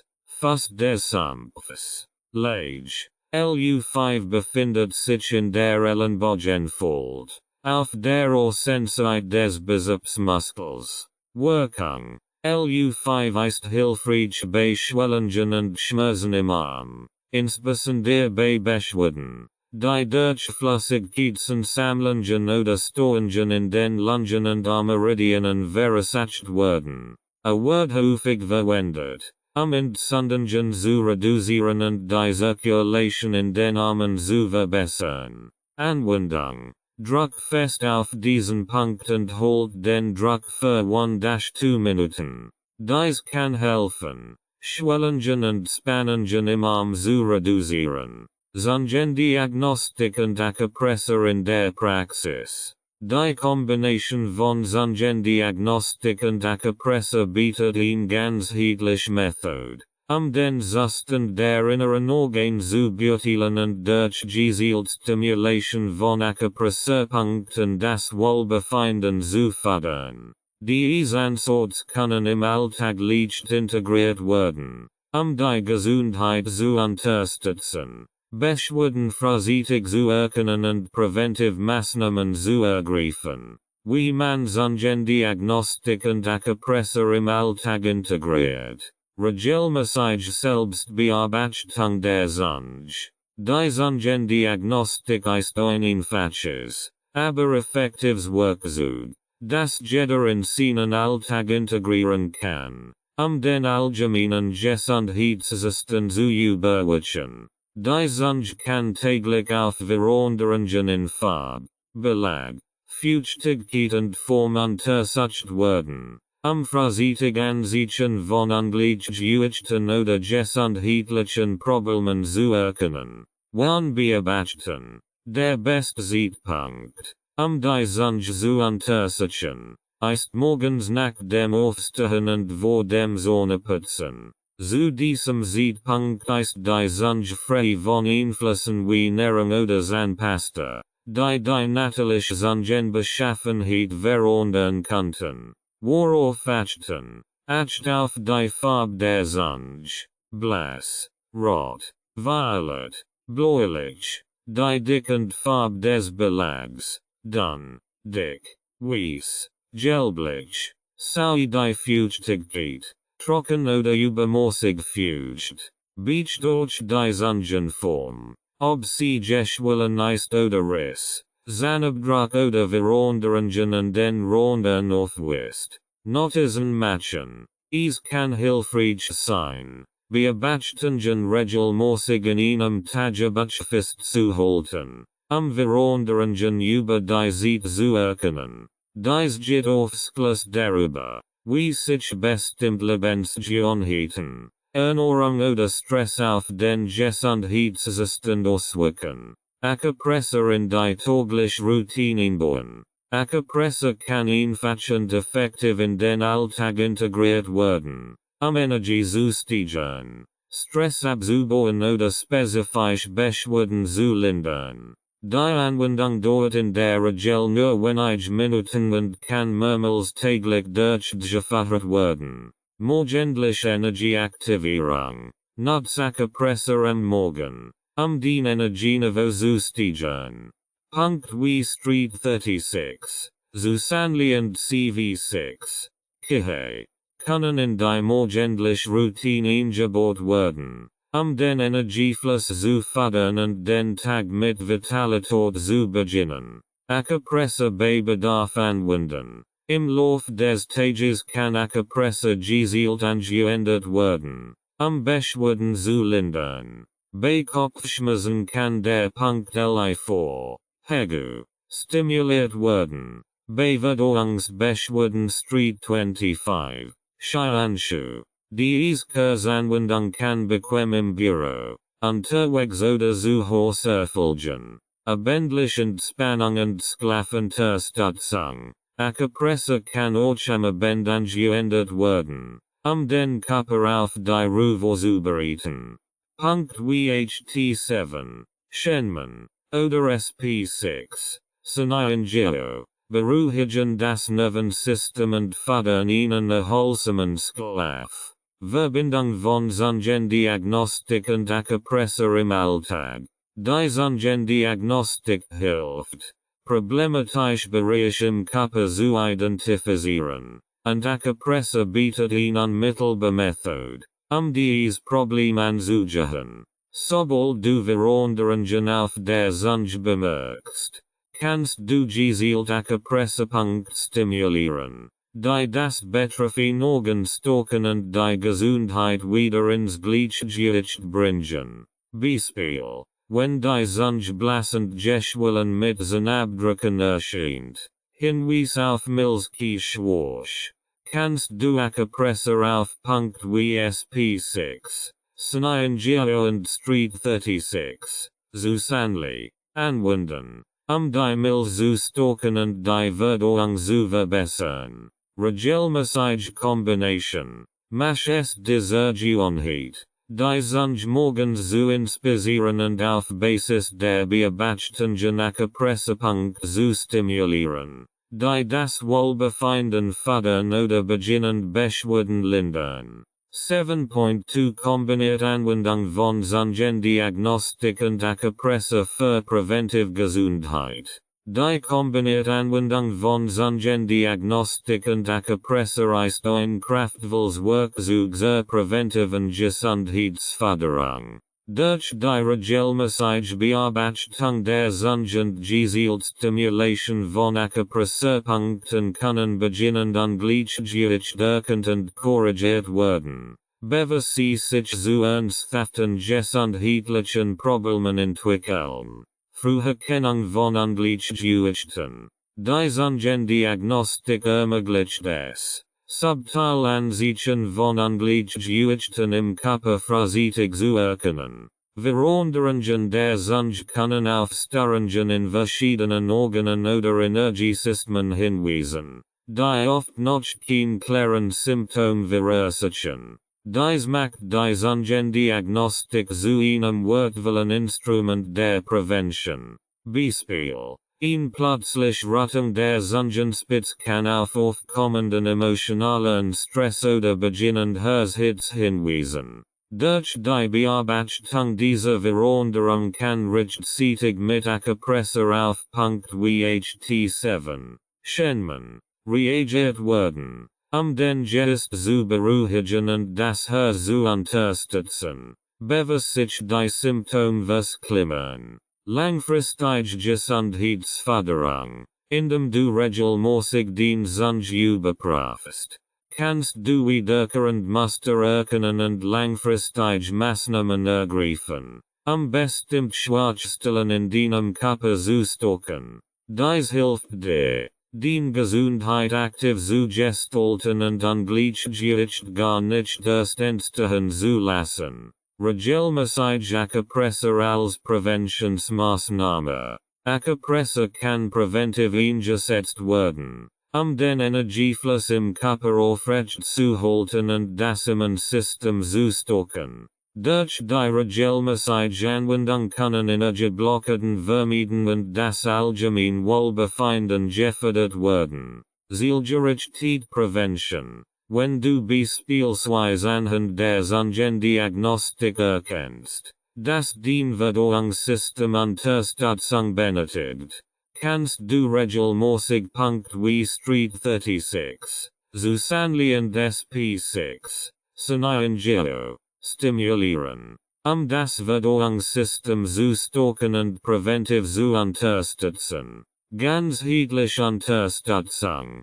Schon konkret Beschwerden kann Acupressur präventiv auf verschiedene Organsystem wirken. Regelmäßige Stimulation von Punkten wie CV6, Kihe, oder Street 36 hilft dabei, den allgemeinen Energiefluss zu harmonisieren, die Verdauung zu unterstützen und das Immunsystem zu stärken. Integration in einen ganzheitlichen Lebensstil. Die Integration von Zungendiagnostik und Acupressur in einen ganzheitlichen Lebensstil ermöglicht es dir, proaktiv mit deinem Körper zu arbeiten. Diese Praktiken können in Kombination mit einer ausgewogenen Ernährung, Bewegung und Stressbewältigung zu einem optimalen Gesundheitszustand beitragen. Ergänzung der Ernährung. Die Beobachtung der Zunge kann Hinweis darauf geben,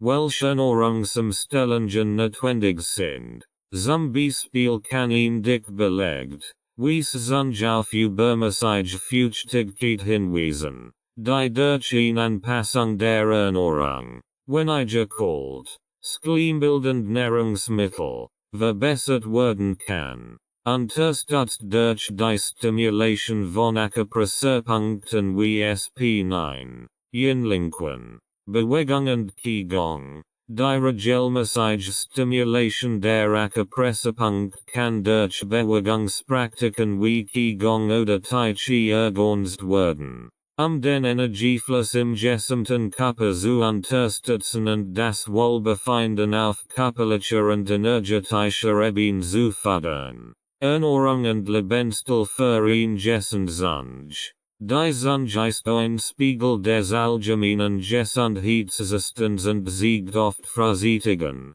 wenn es zu Ungleichgewichten im Körper kommt. Ernährung und Lebensstil spielen eine wesentliche Rolle für die Gesundheit der Zunge und den gesamten Organismus. Ausgewogen Ernährung und gesunde Lebensgewohnheiten tragen dazu bei, die Zunge klar und rosig zu halten und ungleichgewicht wie Belag, Verformungen oder Risse zu vermeiden. Die Rolle der Ernährung für die Zungengesundheit. Die Ernährung hat einen tiefgreifenden Einfluss auf die Zungenbeschaffenheit, da sie direkt auf den Zustand der inneren Organe wirkt, insbesondere auf das Verdauungssystem, das in der traditionellen chinesischen Medizin, TCM, als Grundlage für die Herstellung von Qi und Blut betrachtet wird.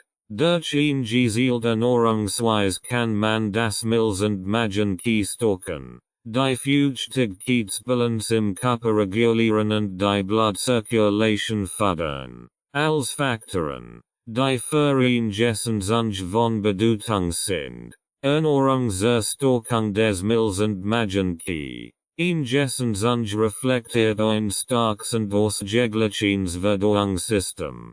Wenn die Milz und der Magen gut arbeiten, bleibt die Zunge rosig, klar und mit einem dünnen, gleichmäßigen Belag bedeckt. Das Milz und Magen Qi zu unterstützen, ist es wichtig, warm, gekochte Nahrungsmittel zu bevorzugen. Empfehlen Nahrungsmittel, gekochtes Getreide, wie Reis, Hafer, Hirse. Jedenstes oder Gebratins Gemüse, Suppen, Eintopf, und leicht verdaulich Protein wie gekochtes Huhn oder Fisch. Wurzelgemüse und Kürbis helfen ebenfalls, das Verdauungssystem zu stocken, zu vermeiden. Roh, kalt Lebensmittel wie Salad oder Smoothies, die Verdauung schwächen können. Sauerfettig. Stark verarbeitet und zuckerische Nahrungsmittel, die Feuchtigkeit im Körper fördern und die Zunge dick belgen lassen können.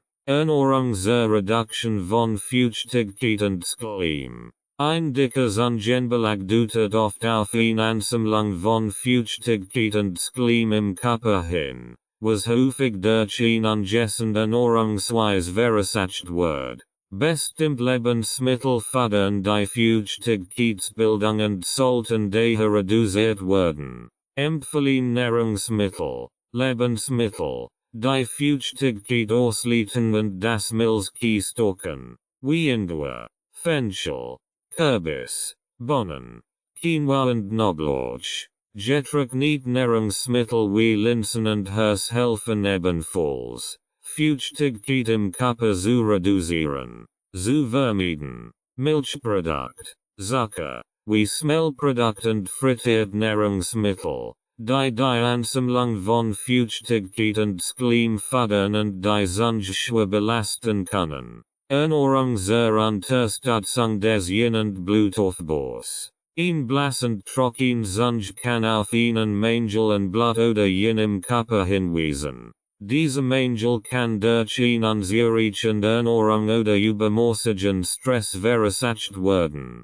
Eine gezielte Ernährung, die den Blutaufbau und die Yin-Kraft fördert, ist entscheidend. Empfehlen Nahrungsmittel, dunkelgrünes Blattgemüse, wie Spinat und Grünkohl, Rotbeet, lieber, Rotbohnen, Datteln, und Dunkelbeeren, wie Blaubeeren und Schwarzjohannisbeeren. Dies Nahrungsmittel unterstützen die Blood-Circulation und den Aufbau von Blut und Yin. Zu vermeiden. Scharf. Trocken Nahrungsmittel wie scharf Speisen oder übermäßig Gebratenes essen, die das Yin weiter erschöpfen können. Ernährung zur Regulierung der Hitze im Körper. Ein Rotzunge oder ein roter Zungenbelag kann auf eine übermäßige Hitze im Körper hinweisen, die durch eine unausgewogene Ernährung oder emotionalen Stress verursacht wird. Die Zungenfarbe wieder in den gesunden rosa Bereich zu bringen, ist es wichtig, die Hitze zu reduzieren. Empfehlen Nahrungsmittel. Kühlend Lebensmittel wie Gurken, Wassermelone, Birnen, Salat, Kress, und Grünteesorten wie Chrysanthemum oder Pfefferminztee. Diese Nahrungsmittel helfen, überschüssige Hitze im Körper abzuleiten. Zu vermeiden. Scharfgewicht. Frittiert und stark erhitzend Nahrungsmittel wie Scharfpaprika, Zimt oder Kaffee, die Hitze noch weiter verstärken können. Lebensgewohnheiten, die Zungenbeschaffenheit beeinflussen. Neben der Ernährung spielen auch verschiedene Lebensgewohnheiten eine entscheidende Rolle für die Gesundheit der Zunge.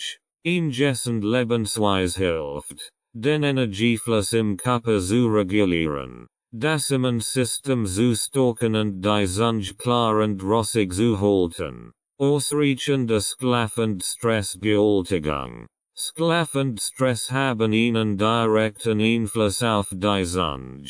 Sie das Herz, die Leber und das Yin beeinflussen. Chronischer Stress kann zu einer roten oder entzündeten Zungenspitze führen, während Schlafmangel das Yin schwächt, was zu Trockenheit und bloß der Zunge führen kann. Tipps für den erholsamen Schlaf. Indem du ein fest Schlafroutine etablierst und vor dem Schlafengehen entspannend Aktivitäten wie Meditation oder sanftes Dehnen durchführst. Stressmanagement-Methoden wie Atemübungen, Yoga oder Spaziergang in der Natur helfen, das Herz und die Leber zu entlasten und die Zungenfarbe zu normalisieren. Regelmäßige Bewegung und Qigong. Bewegung fördert die Durchblutung und den Qi-Fluss im Körper, was sich positiv auf die Zungenbeschaffenheit auswirkt. Insbesondere Qigong und Tai Chi, die auf den harmonischen Fluss der Energie im Körper abzielen, können die Zungenfarbe und Form positiv beeinflussen.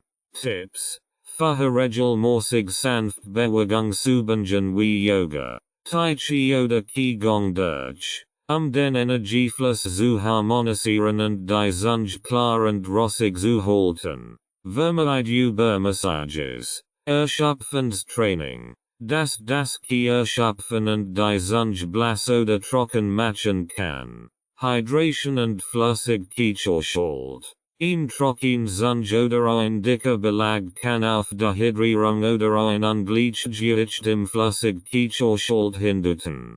Es ist wichtig, den Körper mit ausreichend Flüssigkeit zu versorgen, die Feuchtigkeit auf der Zunge zu regulieren. Tipps: Trink ausreichend Wasser und Kräutertees, den Flüssigkeitshaushalt im Körper zu unterstützen. Vermeid übermäßigen Konsum von koffeinhaltigen Getränken wie Kaffee, da dies den Körper dehydrieren und die Zunge austrocknen können. Vermeidung von schädlichen Gewohnheiten. Gewohnheiten wie Rauchen, übermäßiger Alkoholkonsum oder der Missbrauch von scharfen Gewürzen können die Zunge direkt schädigen. Sie entzünden oder den Belag dicker machen. Diese Gewohnheiten fördern auch das Ungleichgewicht von Yin und Yang im Körper. Tipps: Reduziere oder vermeide schädliche Gewohnheiten wie Rauchen und Alkohol, den Zungen und allgemein Gesundheit zu unterstützen. Setzt stattdessen auf Gessen Alternativen wie frisches Obst, Gemüse und natürliche Getränk. Kräuter und Tee zur Unterstützung einer gessenden Zunge. In der traditionellen chinesischen Medizin, TCM, spielen Kräuter und Tees eine zentrale Rolle bei der Förderung von Gesundheit und Wohlbefinden. Bestimmte Kräuter haben spezielle Eigenschaften, die helfen können, den Kieferfluss zu harmonisieren, Feuchtigkeit auszuleiten, das Yin zu nähren und den Hitze zu reduzieren. Als Aspekt, die Gesundheit positiv beeinflussen. Durch die gezielte Anwendung von Kräutern und Tees kannst du eine klare, ruhige Zunge fördern und verschiedene Ungleichgewichte im Körper ausgleichen. Kräuter und Tees zur Stärkung des Milz und Magenki. Ein Blass, geschwollen Zunge mit den Abdrücken deutet häufig auf ein Schwach des Milz und Magenki hin. Dieses Ungleichgewicht zu beheben, können warmend, verdauungsfördernd Kräuter und Tees verwendet werden, die Verdauungskraft stärken und das Qi aufbauen. Ginseng, Ren-Shen. Ginseng ist ein starkes Tonikum, das Qi stärkt und die Milz unterstützt. Kann helfen, Energie zu steigern und Verdauungsprobleme zu lindern, die mit einer schwachen Milz einhergehen. Indua-Tee, Shengjiang. Indua warmt das Verdauungssystem, unterstützt die Verdauung und hilft, das Milz-Qi zu stärken. Indua-Tee ist besonders nützlich bei Verdauungsschwach, Übelkeit und Blähungen. Kardamom Dokau. Kardamom ist ein aromatisches Gewürz, das Feuchtigkeit erleichtert und den Verdauungstrakt stärkt. Kann in Tees oder als Gewürz in Mahlzeiten verwendet werden, das Verdauungssystem zu unterstützen. Empfohlene Tee. Ginseng Indua-Tee. Ein kräftigender Tee, der aus getrocknetem Ginseng und frischem Indua zubereitet wird. Dieser Tee stärkt das Qi, verbessert die Verdauung und wärmt den Magen. Kräuter und Tee zur Erleichterung von Feuchtigkeit und Schleim. Ein dick belegt Zunge, besonders mit einem weißen oder gelblichen Belag, deutet auf Feuchtigkeit und Schleim im Körper hin. Bestimmt Kräuter helfen, überschüssige Feuchtigkeit auszuleiten, den Verdauungstrakt zu klären und den Belag auf der Zunge zu reduzieren. Korea, Frühling.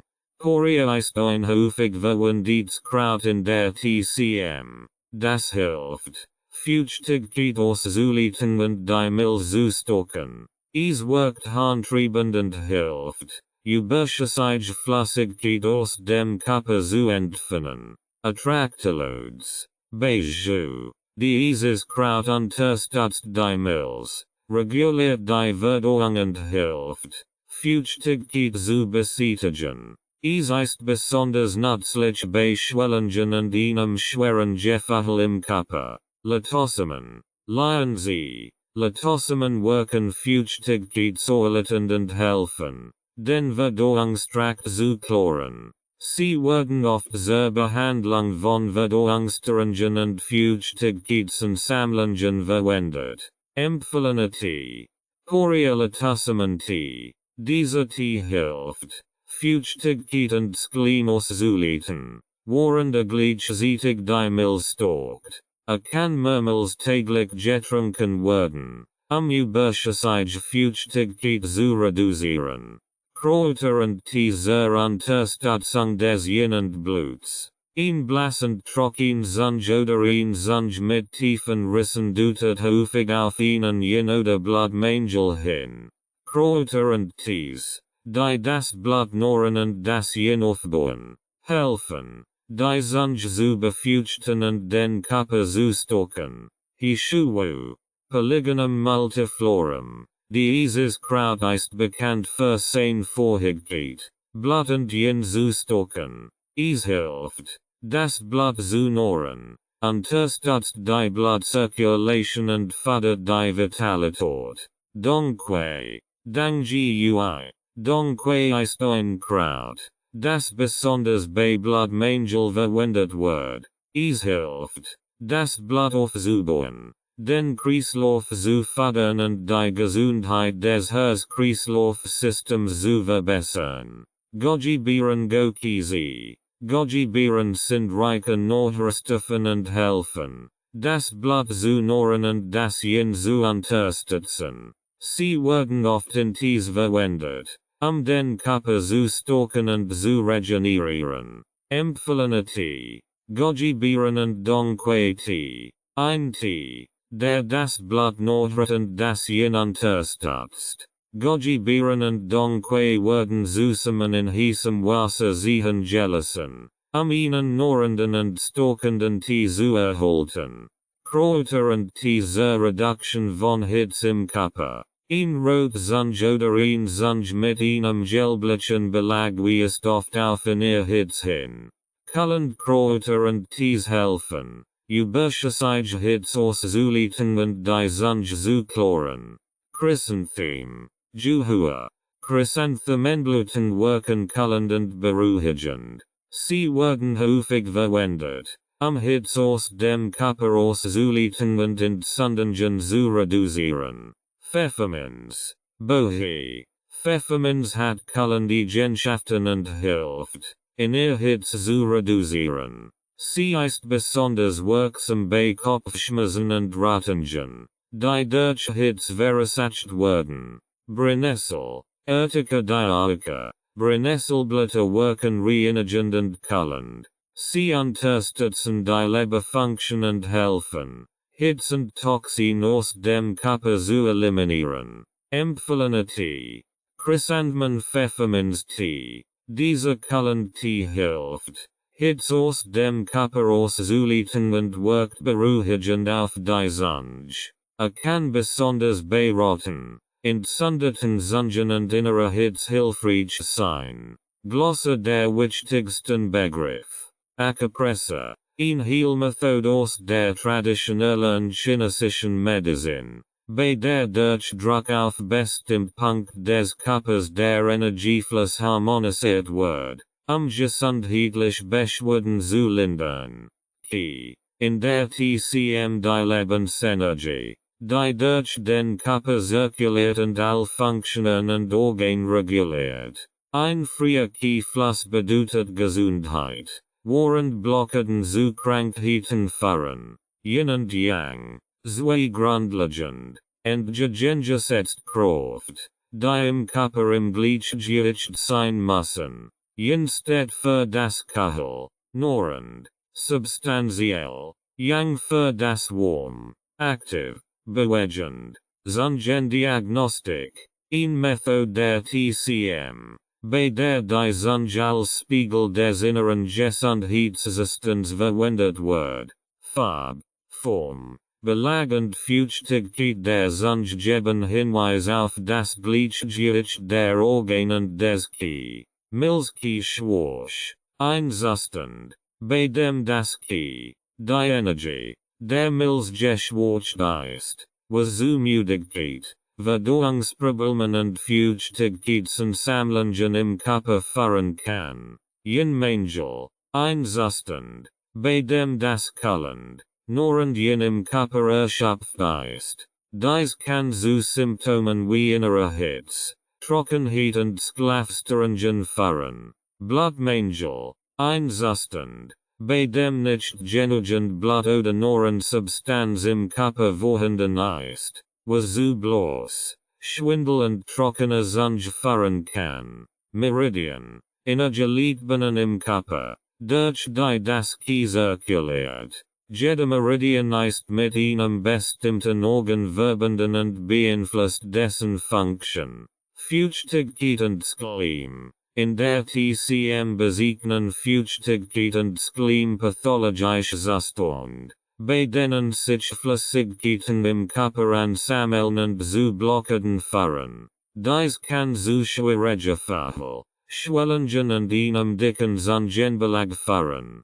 Hitze. Einzustand, der in der TCM auf Übermessage warm im Körper hinweist, oft durch emotionelle Belastung, Ernährung oder innere Krankungen verursacht. Hits kann sich in einer roten Zunge, Entzündungen oder innerer Unruhe äußern. Rights and ownership notice. This audiobook is published and distributed by Testberichtdienste LLC. All copyrights, publishing rights, distribution rights, audio rights, and related intellectual property rights for this work have been lawfully and exclusively acquired by Testberichtdienste LLC.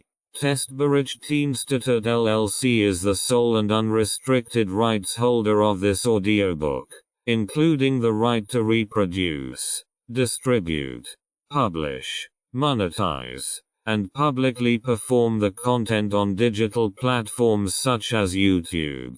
The original manuscript files, source documents, and contractual acquisition records serve as proof of lawful ownership.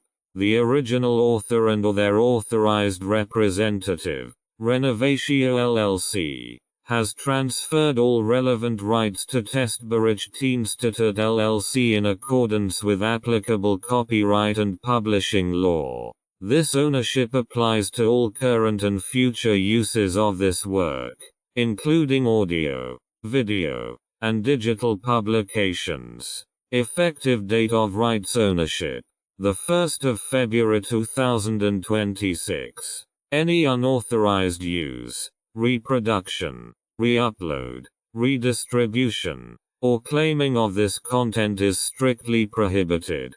Copyright Testberichtdienste LLC. All rights reserved.